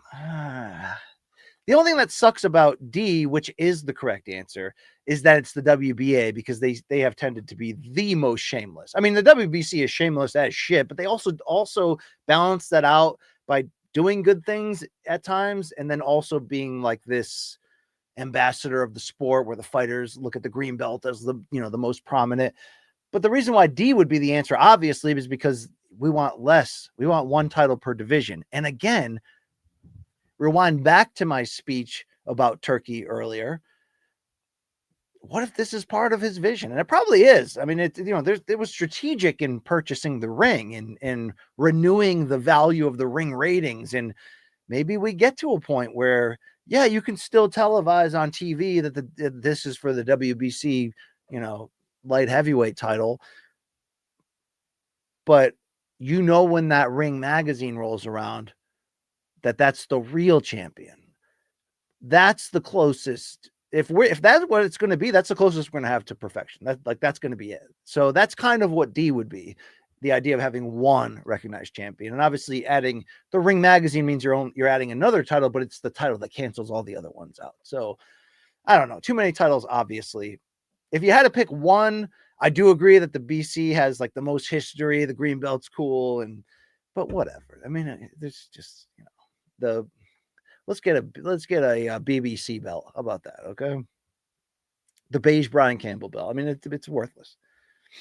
Okay, let's hear back from Mike Carson. What do you got for me? I have to say how much I appreciate how you ended last week's stream talking about mental health. I've been struggling for years, so it was nice seeing someone I'm a fan of talking about it. Thank you, Michael Carson, for sharing that.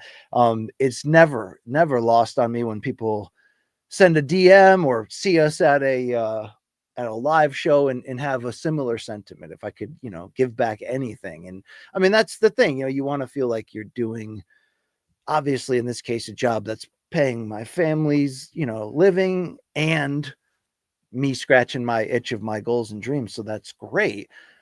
But all that's worthless, at least for me. And I've had these moments where you're sort of like, man, what the hell am I adding to society here? You know what I mean? Like, I'm not skilled to be a preacher or a doctor or a teacher, or, maybe in these certain categories. But I love the direction we've obviously gone with being more honest about mental health, talking about it. It only is going to help us. There's only more things today that weren't there 10, 15 years ago that are constantly pulling at our mental health, from screen time addiction to everything else across the board. But we can do it. And you got to fight the good fight. I mean, none of us are immune. That's what I'm finding in my old age.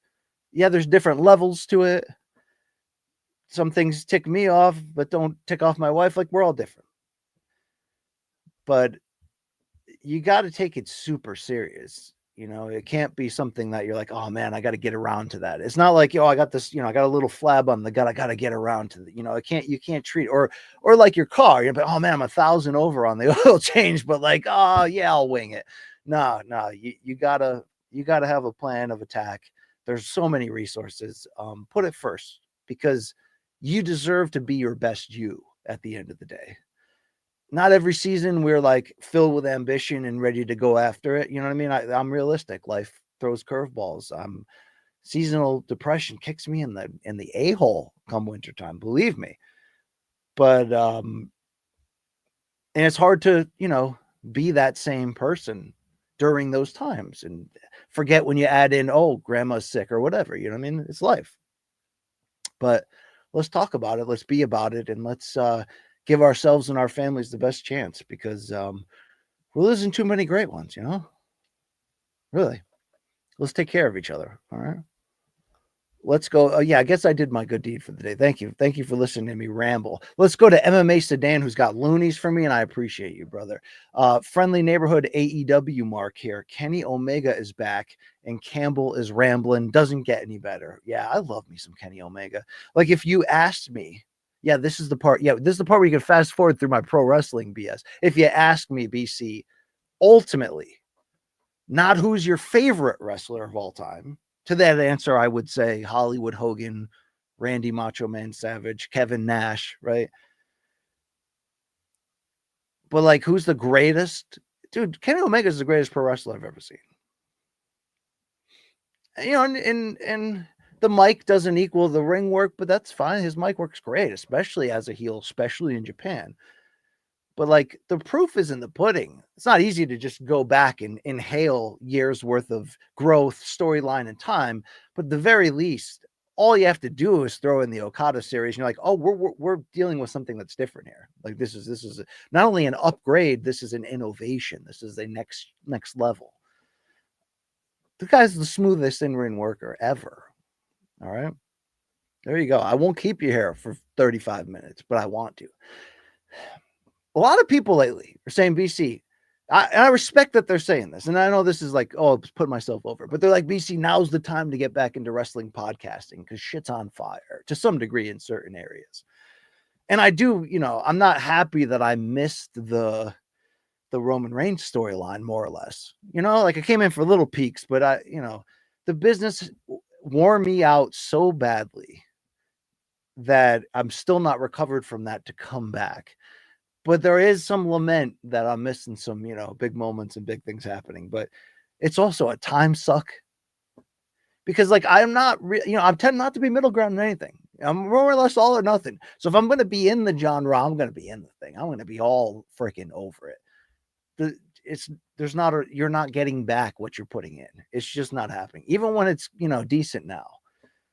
But I'm interested from a distance at the developments and what's happening right there.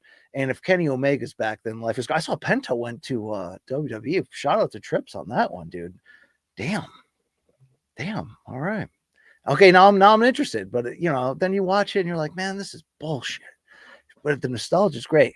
Because when you look back, you don't remember all that bullshit. You just remember the good stuff, right? Maybe there's something to that. Maybe that's it. All right. Don't remember MK in its current state. No, I'm just kidding right there. Speaking of let's go over to this guy. Dalton Trumbo. This guy's like, BC, I'm a music fan. Hell yeah, dude. You come to the right bar, right?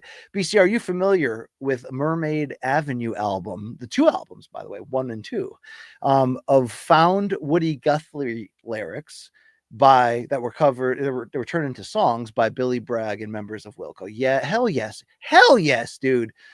If not, definitely check it out.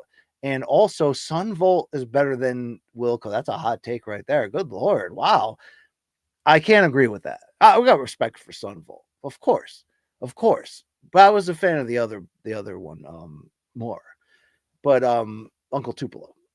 I like Uncle Tupelo a lot. Not as much as I like Wilco. And I think Sunvolt is a little bit of a step down, although I know that's sacrilege to people because there are people who are like, no, that's the real, right? That's the real. But yes, those two albums have produced some great classic all-time Wilco songs, especially live, like California Stars or Airline to Heaven, which is just an absolute classic.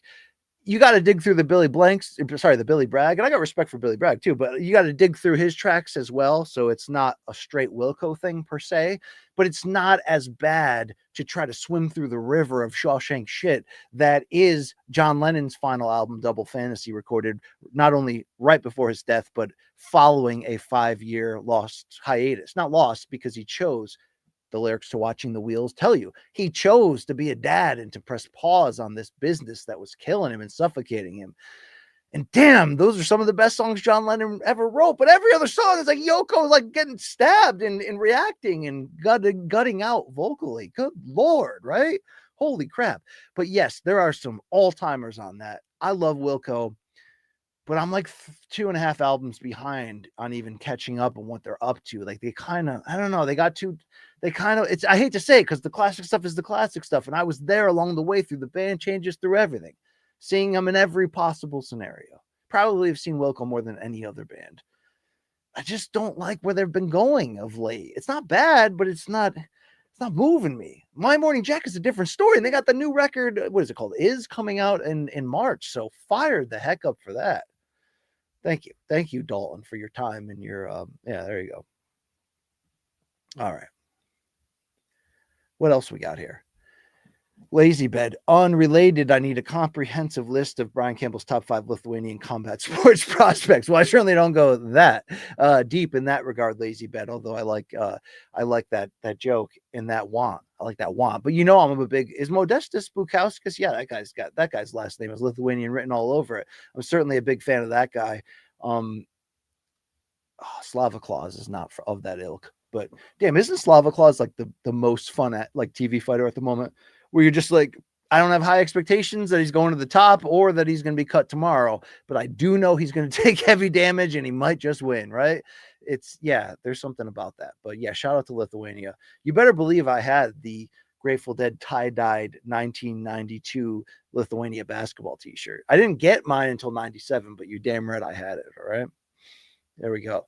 We're still rambling here. Okay. I need some Scottish love. There's Fuzzy Dunlop. Yeah, that's my guy. Okay. He understands that Campbell's a Scottish last name. All right. Somewhere along the line, there was some some Scottish dong that broke through in the lineage, right? Maybe it was the Dunlops that, you never know. You never know. All right. Ernesta, yeah. Oh, that's the female fighter who just fought on the fight night card last week.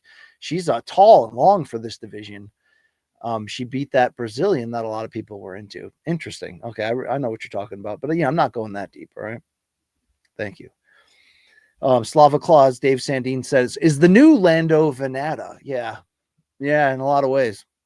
He's fun. I mean, I'm gonna throw Demopoulos in there too, and I know you're gonna like eggplant emoji and do weird things, right? No, but makes fun fights. Sometimes rallies to win them, and then was jumping in people's arms. It's I love the undercard people who have gimmicks. To be fair, and like what's her name, Eileen Perez. That's a hell of a gimmick.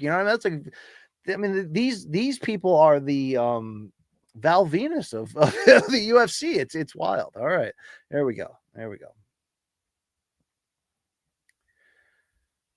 Let's hear from DJ Serenity now. How many gas station hot dogs would it take for you to box LD? I love that the toxicity of the gas station hot dog overload would eventually change my brain structure enough. First of all, it'd make me very fat and not able to move. And by the way, I put together in the last 3 days, I put together furniture. I carried a box upstairs that was way too heavy. And I did something else stupidly to my 46-year-old back. Dude, my back is done right now. I'm almost at icy hot level, which is still maintainable. You can get, tasks done in your life. But when we get above that, that's when it's like, man, I'm going to be like Larry Bird in 1992. Like when you don't see me on camera, I'm laying on my stomach on a towel, stretching that thing out. All right.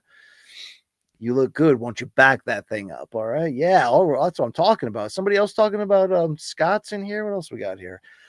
From Lazy Bed, top 3 French Canadian MMA maple syrup brands. I wish I had answers to that too, but I'm trying to get off that sauce too. But I'll have to tell you this. First of all, I am French Canadian. Thank you very much. Second of all, that vacation I took with my family like a year and a half ago when we went up to Montreal, and then we rented a place out in the Quebec yonder. Dude, no wonder. I mean, first of all, nobody eats more pork than the province of Quebec. I mean, it's pork everything there. But number two, I mean, it wasn't just everything was dipped in maple syrup. There was a sugar extra component to it. It's like, this explains my life's history. This explains the health through my generations before me. Everything. I mean, the coffee was like a dessert times 10. I mean, everything was next level. Let's just bang sugar hard. Wow. It's a wonder I made it through. All right. Thank you very much. All right. I know we got people that are going to bring it here. What does right and wrong have for me? Oh God. Wow. Thank you for the donation to the chat. How many chigs you fuck? Yeah. I mean, look, that's it's a very personal question, to be very fair with you. All right. And I'm a one person man. So there you go. All right. Screw you is back at it. I love how BC pretends to be the biggest donk ever while being the legit pro in reality. The way how 3 margaritas was handled back in the day was great. Yeah, I mean, I didn't necessarily want to become Sully Sullenberger on that broadcast, but I knew I had to. And we can laugh about it now, of course. But yeah, that was a tough flight home. No, tough landing there. See, but the bigger than that, we had the documentary crew there. We produced, a memorable weekend, a memorable event there. But I was more mad that the sound just didn't work properly, meaning you had the crowd that was there at Beer House could not hear us. They could see us doing the show, but they could barely hear us. So when you think you're going to play to a crowd and then the crowd can't hear you and all your jokes are like ba ba bum bum, that already was a monster hill, unscheduled, that I was going to have to climb, and then the Luke thing on top of that. But even in the 3 margarita craziness, and I still don't know why we don't have we don't sell t-shirts that say I'm feeling these margaritas, Brian Campbell. Maybe we will soon. You'll see. Not only that it was epic and memorable, but Luke produced some insane sound bites as well. And we had great guests too, like Chuck and Mike Bone. And there was some good crowd play as well. And shout out to the doctor with the wife with the tattoos all over that camped out right out in the front seat right there. And little Anthony made us think he was the real Saul. I mean, what a time. Yeah. But you know, that's the thing.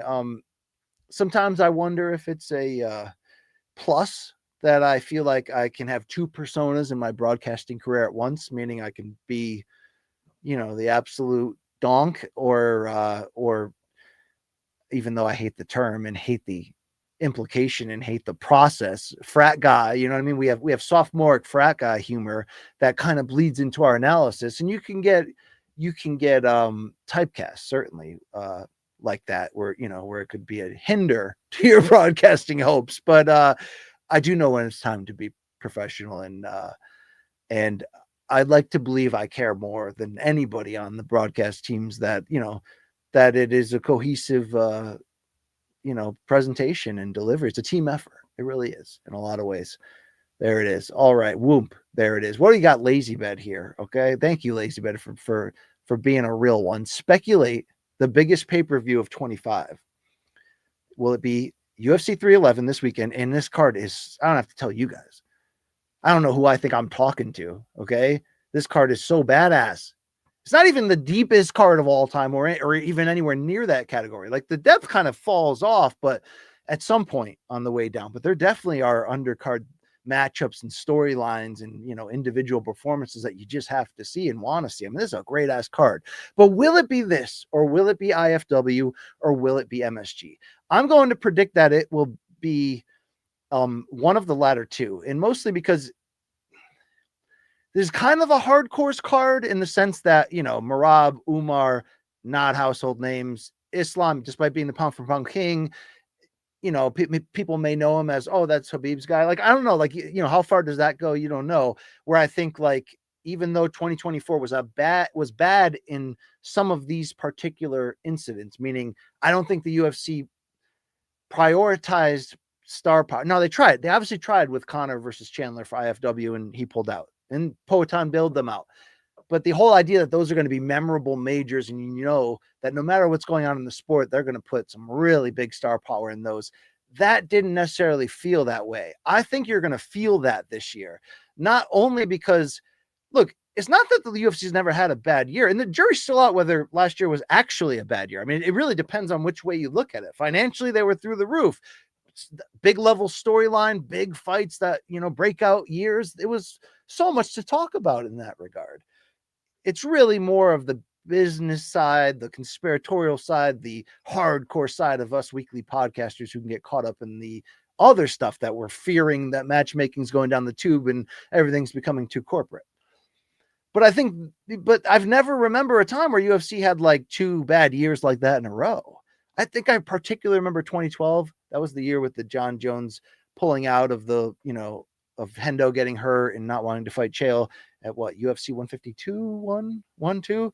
And that year had like a particularly notable injury bug atop the main event scene where it was constant trying to replace it. And I remember feeling like, man, that was kind of a down year. And then they always bounce back with a bang, right?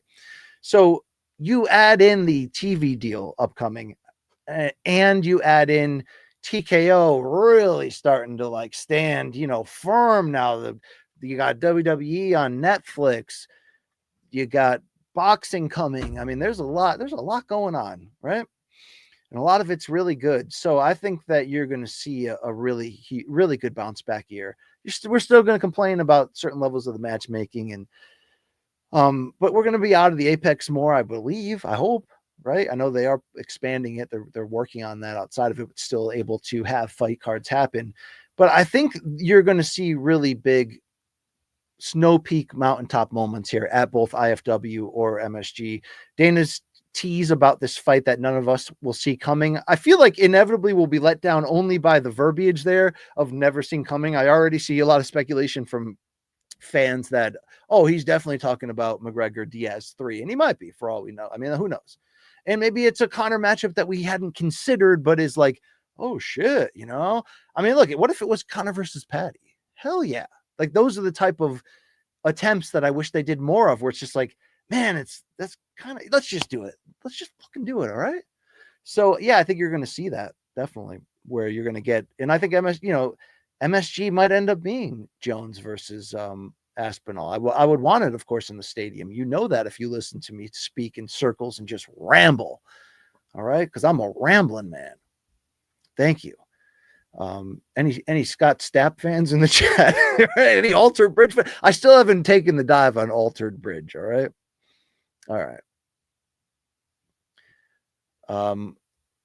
Disregard. Yeah. Oh, all right. Michael Carson, thank you again for support. He says, he pulled back on what I said. And that's what I love about this chat. We can be honest. You can come at the king here. I don't care if you missed. All right. All right. I mean, I like that LNW comes original, right? That treasured human being, right? Who doesn't love you some LNW? Let's see what else we got here.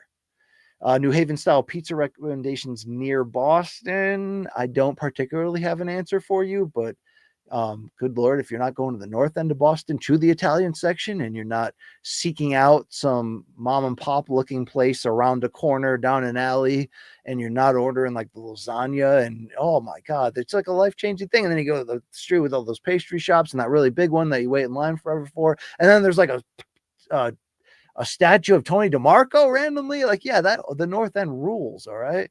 But I don't know if I've necessarily attacked their pizza enough to have a full opinion on it. Shout out to New Haven style. I mean, it's certainly like become Connecticut's calling card, and New Haven style is great. And I'm basically eating most of the time a derivative of New Haven style at a good place we have here in Avon. But I don't, it's not like, there's a part of me that, wow, if you're like, hey, I'm coming to New Haven, BC, what are the spots? And I'd have to break it down like any Connecticut resident would. There's also part of me that's like, I don't want to say it's limited style of pizza, but does it bring the boom? Is that what it does? You know what I'm saying? The taste can be great. And, I love going to bar in New Haven, getting the meatball, and you can F around with the mashed potato if you want, but you don't have to. But, yeah, it's good. But give me some Greek style pizza, okay? I mean, that, the New Haven style is like a nice French kiss. The Greek style is like, I'm going to get intimate with this pizza. You know what I mean? Because it's going to physically change the way I live because there's so much damn grease on here. But you get that mix with the extra cheese and the tang on that sauce. And, oh, yeah. You know what I mean? That's why people have heart troubles. Yeah, that's what I'm talking about. All right. That's all. That's all I'm willing to talk about on that. Thank you. Thank you very much. Screw You says, when will we get BC's documentary Watchalong on fights like Holmes Cooney? Tired of asking for that, BC. Yeah, I guess that's been one of the things that I've just been like, like my wife gets mad at me when I see a friend that, you run into somebody and you're like, oh yeah, dude, we should definitely hang out. Let's do it. And she's like, you're not going to call that guy and hang out. Why'd you say that? And I'm like, I would. If he was interested, if he called me, I would. Right? I'm being friendly, but I do want to hang out with that guy. I mean, it doesn't mean I'm going to call him. You know what I mean? I'm a 46-year-old man. We don't call people. What are you kidding me? Right? So yeah, it seems like I've been saying, yeah, I want to do that, but I guess I haven't thought it through enough of the best way to do this, the best way to present it. It's probably not that hard. It's if I just get a clue. So yeah, screw you. Thank you. And also screw you. You know what I mean? But thank you. Yeah, I'm going to get on that horse probably, but maybe not. Maybe you and I can hang out next week. Yeah, right. That's so good. Right. Oh yeah. Living in my own world, All right. Yeah. Okay. Let's hear some truth here. We Are Live Pizza. Yeah. I mean, look, it is true. It is the, yeah, like I've never said it was my favorite food, but it probably was my favorite food for most of my life and probably still dictates my food choices on such an aggressive level. I mean, it's not my fault I grew up around amazing pizza, okay? It's not my fault, but I mean, the pizza will kill you though. Put that to the test. I know people whose organs are it's like everyone in my friend groups, like somebody's got an organ issue. You're the gallbladder guy, okay? I'm the black liver guy, right? That's a real thing, If you only knew. All right. Let's hear from Octopus with no friends. I live directly between Providence and Worcester in Limbo. That is kind of a limbo area. Are they known for good pizza? I would say in general, New Haven pizza is great. I never realized, seriously, I never realized that every state doesn't have great pizza until like you traveling around. You're like, oh my God, this pizza is shit. You know, I mean, outside of like regional delicacies, if you want to use that term, you know, like the Chicago style or the this style, you know, I've got respect for those. You know, whatever. But like generic mom and pop place in most states, man, it tastes like you're chewing on cardboard, right? But I gotta assume in that Providence, Worcester wonderland that you by runoff, you're gonna get some quality pie. All right. You know, hair pie. Yes, yes. All right. Okay. Octo's back at it. Providence does have some great pizza, but around my hometown, nothing great. It's depressing. I mean, I would like to say that the level of pizza in your area shouldn't dictate your mental health, but at the same time, have I used pizza as a mental health crutch a lot in my life? Hell yeah, right? That, I mean, it's a great companion. It really, I mean, it takes, believe me. All right. All right, let's hear from Drew Wagner here with the Canadian shekel. Okay, bet wager where Luke has to go to a Creed show. That's another thing, I guess, that we're doing the, hey, you guys should have a new betting segment. Yeah, we'll have one in the new year. See you at the Waterbury Open. Yeah, I guess we got to get around to that as well. But making Luke go to Creed would be ideal. It obviously, look, was it a best case scenario that although we did get to cash the bet from last year and Luke had to go to Dead and Company at the damn Sphere, even though he lasted 2 3/4 songs, but we don't have to hold that against him. He was getting motion sickness, and I understand that feeling. Believe me, up there, up in the mid to upper deck, you look down and you're, you know, holy shit. But I wish we would have had obviously Jake Von Amsterdam and the old MK documentary crew. Damn, I really thought we were gonna rebuild that and have that, you know, by March of this past year. Sometimes we do get access to Jake, which is great. Sometimes you see some of these edited packages on social or in our show, or certainly Jake's fingerprints on there. But this would be the kind of thing that we'd have to go. We'd have to go with the film team. And ideally, we'd somehow, you know, reach out to the band if any form and can get access with the camera. I mean, I don't know, but, you know, with a little help from my friends, maybe, right? But I mean, what would you do if I sang out of tune, right? Don't you just love when you find out these yeah, I would love to do this because I think Luke could actually fall into liking it again, fall into the rock nostalgia that is. I mean, Creed's not far from Nickelback, believe me, but there is a thing about Creed. They do hit a few homers, man. They hit a few enduring home runs, right? Memorable shots, right? Come on now. Is this what I've become, defending Creed on my own podcast? Good Lord, right? Holy crap.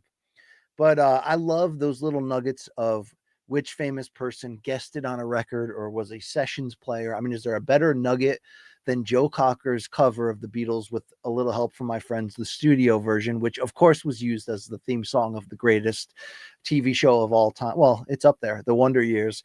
That Jimmy Page of Led Zeppelin was a session guitarist on that. That's who was. I mean, those it's like rewires. You're that really happened? It really happened. It really did. All right. I mean, what happens first? Let's go back to Michael Carson because he's here at the beginning of the chat. He'll be mopping up afterwards. In fact, when the lights come on, he'll be looking for the thickies. You know what I'm saying? All right. Carson knows what happens first. A UFC heavyweight title fight, meaning Jones Aspinall, or MK merch available again in 25. So this is a very viable question, Michael Carson. A good one, by the way. I actually think merch will come up. Merch will happen before, but I also think that the fight will happen. I just think that Jones Aspinall there will be multiple reasons. Like, it's not going to be in March, not going to be in April, right? I think MSG might be. I think that might be the one where they just put the pin and, you know, put the flag down there and to come and you build toward that. So I think we could have merch sooner than you think. We just we're getting organized. We're getting our ish together, so to speak. We have great friends too, so valuable friends. I mean, you know, will one day Mr. October have his own shirt, right? I mean, will the stars align? You know, where my cat, and the crazy thing, and we haven't seen him yet. But the crazy thing is his day-to-day standing, his minute-by-minute standing right now in our house has never been, this precarious. Maybe since year 1.5 when he would eat the couch from underneath and then spit out giant wads of wool that our dog would eat, and then needed to go to the ER to get it, surgically removed twice. Though that was a rocky time for Reggie Jackson's future in this house, but he's been keeping people up, knocking Ish over, and brutalizing the female cats in the house while waking people up. So, and then I switched the office around. I mean, this is inside baseball on a relationship between a man and a cat. And, his first thought was, well, I have a quicker path to try to get as high as I can on things and then bite down these ceiling tiles that he's, obsessed with. This guy, you have to remember, is an assassin, does not care about my well-being or anybody else.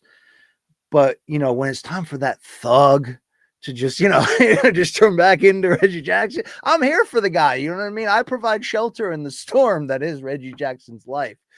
But, it's pulling on my heartstrings lately. That a-hole, that absolute a-hole. Wow. All right.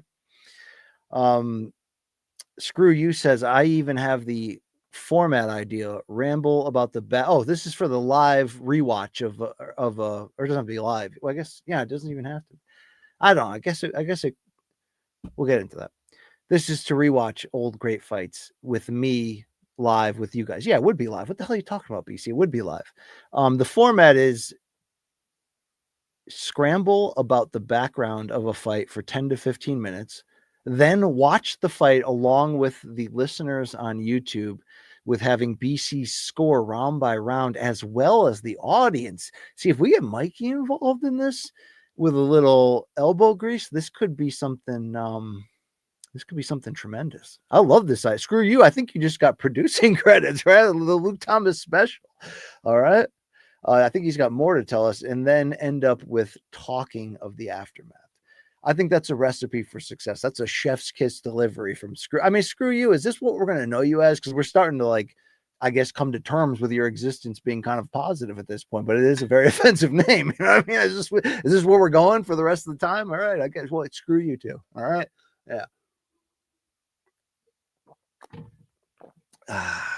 Yeah. I mean, it's just rewatching fights on YouTube, right? Perfect speller. What could go wrong?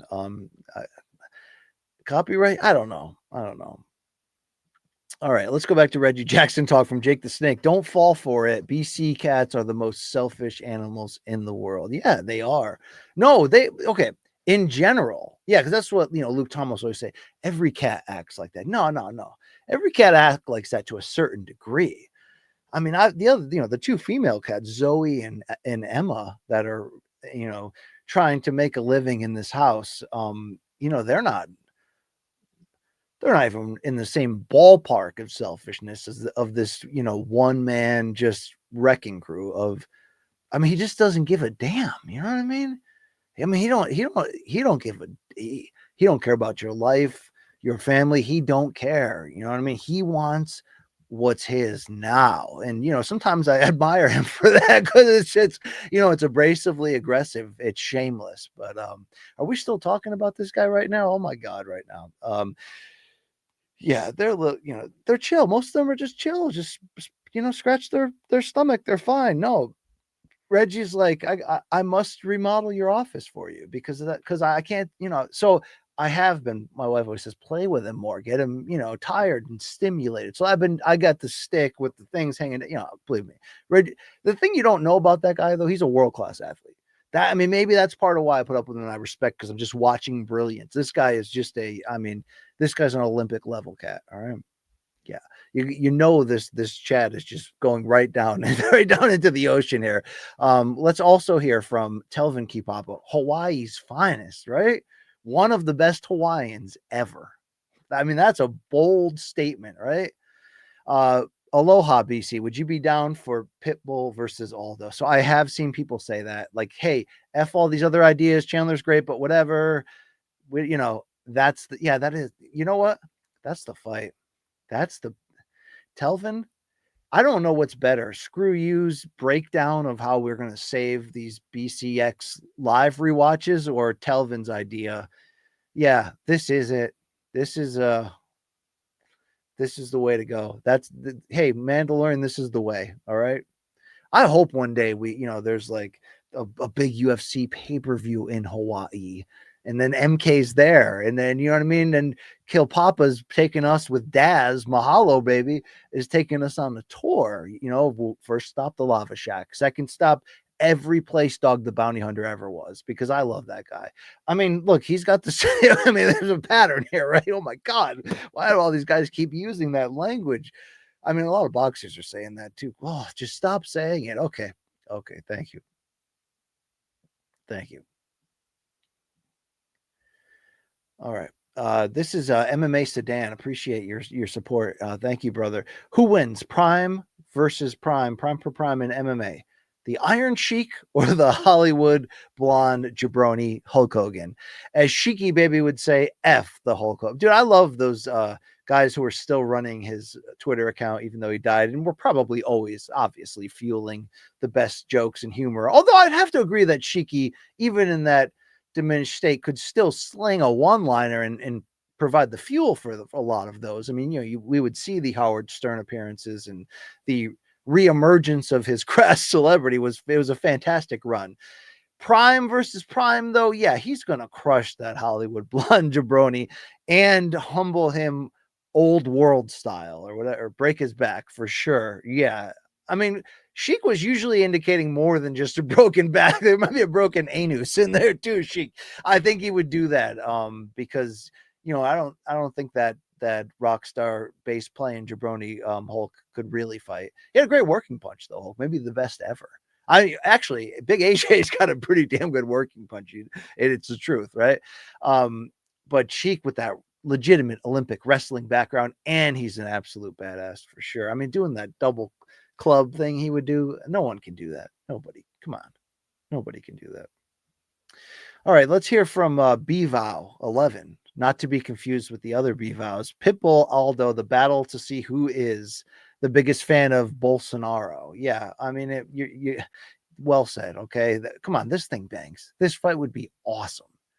And Pitbull would come out going for the home run punch. That's what that guy, dude, he does not get the respect he does. And you know why? You know what I mean? Like, he played the Bellator lane for as well as he could financially. He's the best fighter in the shows, in the promotion's history, all that. That's why it was tough to see him basically pleading on social media.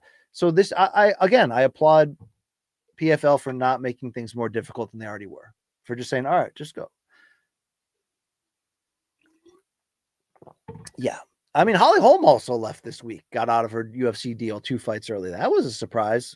I don't know what she said on Ariel's show today. I didn't get to see it, but I am interested to see where she is looking to go. I'm a little surprised that Holm never came back for a boxing fight. Now, you could easily say, how could she, when it's the UFC contract that controls that, right? So obviously that's the real answer. But with women's boxing having a renaissance, and with these fighters that are making the biggest headlines, Serrano, Taylor, being, right around the weight that Holly fights at now, I would have thought there would have been some attempt. And maybe this is what that attempt will be at this age, this opportunity now. I don't know. Maybe she has no plans, but why is she not why has there not been more opportunity since she's in the Hall of Fame? She has huge name value to have a huge, but not against a cyborg. I'm talking about against the best ones there. It'd be interesting to see. Or maybe I'm the only one that thinks that. It's very, very possible. All right. Very possible. All right. Sorry, I'm trying to figure out how this thing works. That's not the way it works. All right.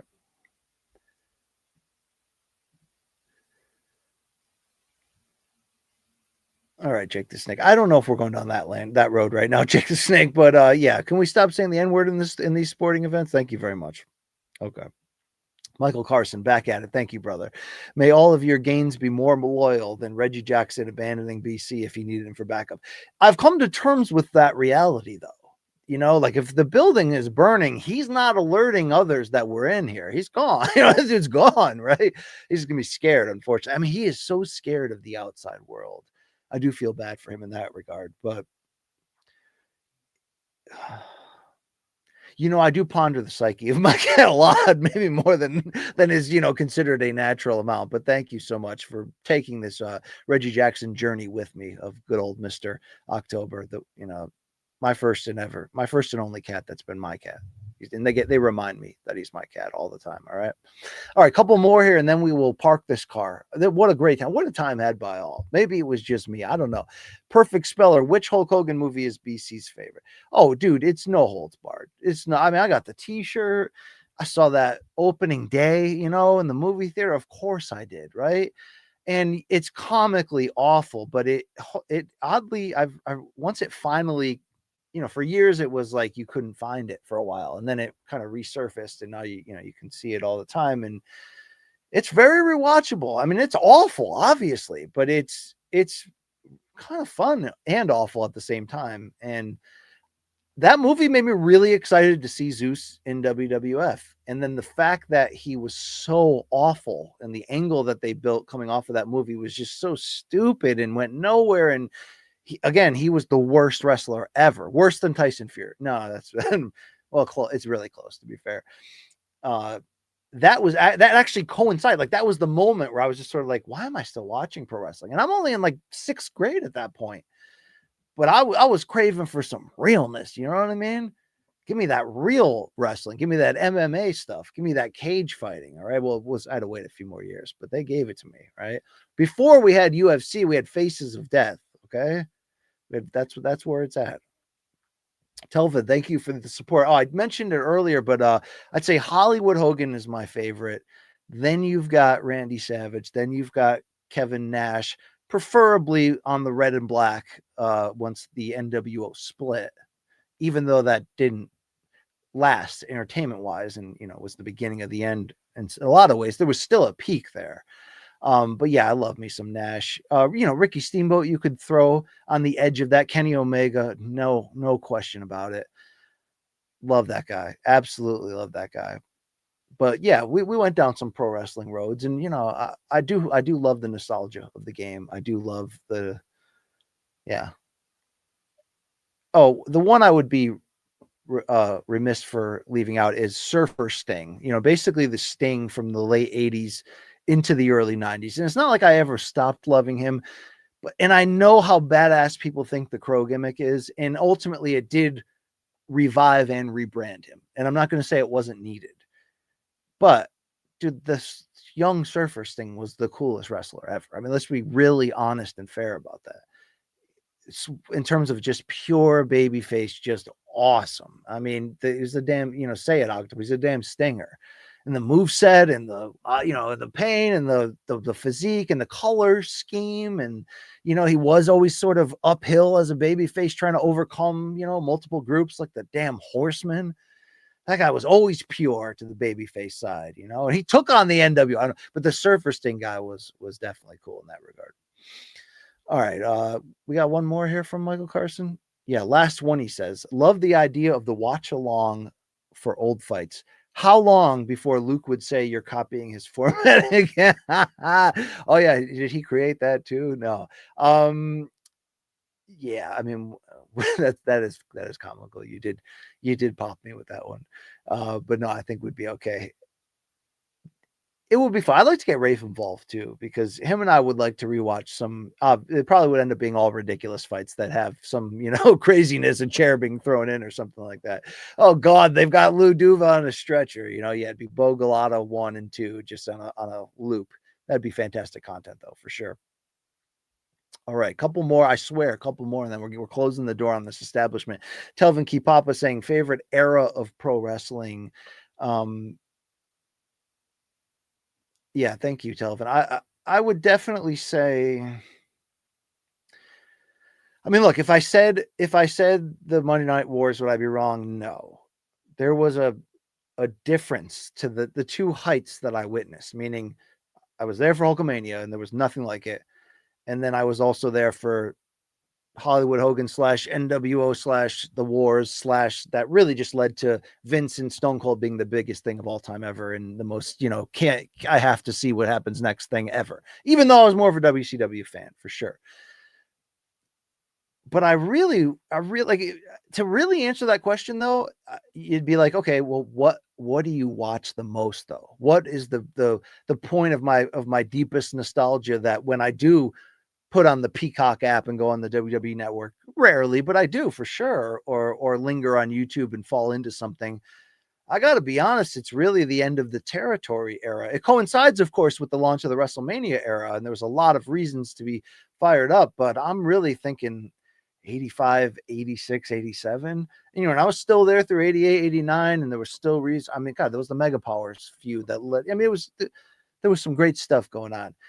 But the reason why I target those 3 years is I ultimately, for WWF, I ultimately go back to 85. There's just that electricity in the air and edge that something's coming with everything that was happening in Hogan's build. And at the same time, who's the Savage guy? Oh my God, this guy is awesome. I mean, but you mirror that with the competition at the time, the fact that the other promotions still had juice that, I mean, I liked the NWA show more than I liked the WWF show during those years. Like, no doubt about it. I mean, you're getting Dusty and Flair and the Horsemen, and they're doing real angles. I mean, they broke Dusty's ankle, right? In the outside with the car. I mean, it was, yeah, that era, dude. And you had the end of World Class, the tail end of the Von Erichs, and I also had AWA every day after school on ESPN with the tail end, but they still had pieces. Scott Hall, Kurt Hennig, they still had the Rock and Roll Express. They still had pieces, or not the Rock and Roll Express, the Midnight Express, excuse me. The Midnight Rockers is what I'm actually trying to say. Yeah, man, you got me talking about wrestling. Okay. All right. I don't know if everyone wants that, but we're going to wrap this up and let me get on there. Yeah. Freebirds. I mean, come on. The Freebirds against the Von Erichs was, and it was because the territory era meant it was still real. Vince hadn't yet, showed the guy behind the curtain. And man, those crowds in those other areas of the US, you're damn right it was real. I mean, even though WrestleMania 1 really does not hold up outside of the really big matches, the energy in that arena it's so different than the energy that would come. And even though they'd have these huge moments 2 WrestleManias later, they're at Pontiac Silverdome doing 93,000, fake number, but you get the impact. But there wasn't that same edge that was in the air in 85, especially at WrestleMania 1. I mean, it was still real to them, damn it. It really was. And even if it wasn't, the Wrestle Rock Rumble, hell yeah. That rap song that AWA put out and the music video they had with it, it is the pinnacle of cheesiness. And it's perfect. It's perfect and it's awful and it's painful and it's great. Damn, I just described this chat. Really, I really did. I really did. Yeah. Thank you for those emojis. All right. We're gonna bag this up. Anybody else anyone else pay to play? And yeah, thank you for all this, folks. You got that. Oh, here we go. MMA Sedan one more time. Brian, please watch Sting's last match. But yeah, I haven't watched it yet. I should. I need to. If I'm going to share that side of my heart and show you the history, the intimacy between me and Surfer Sting, I better go watch the last one. You damn right.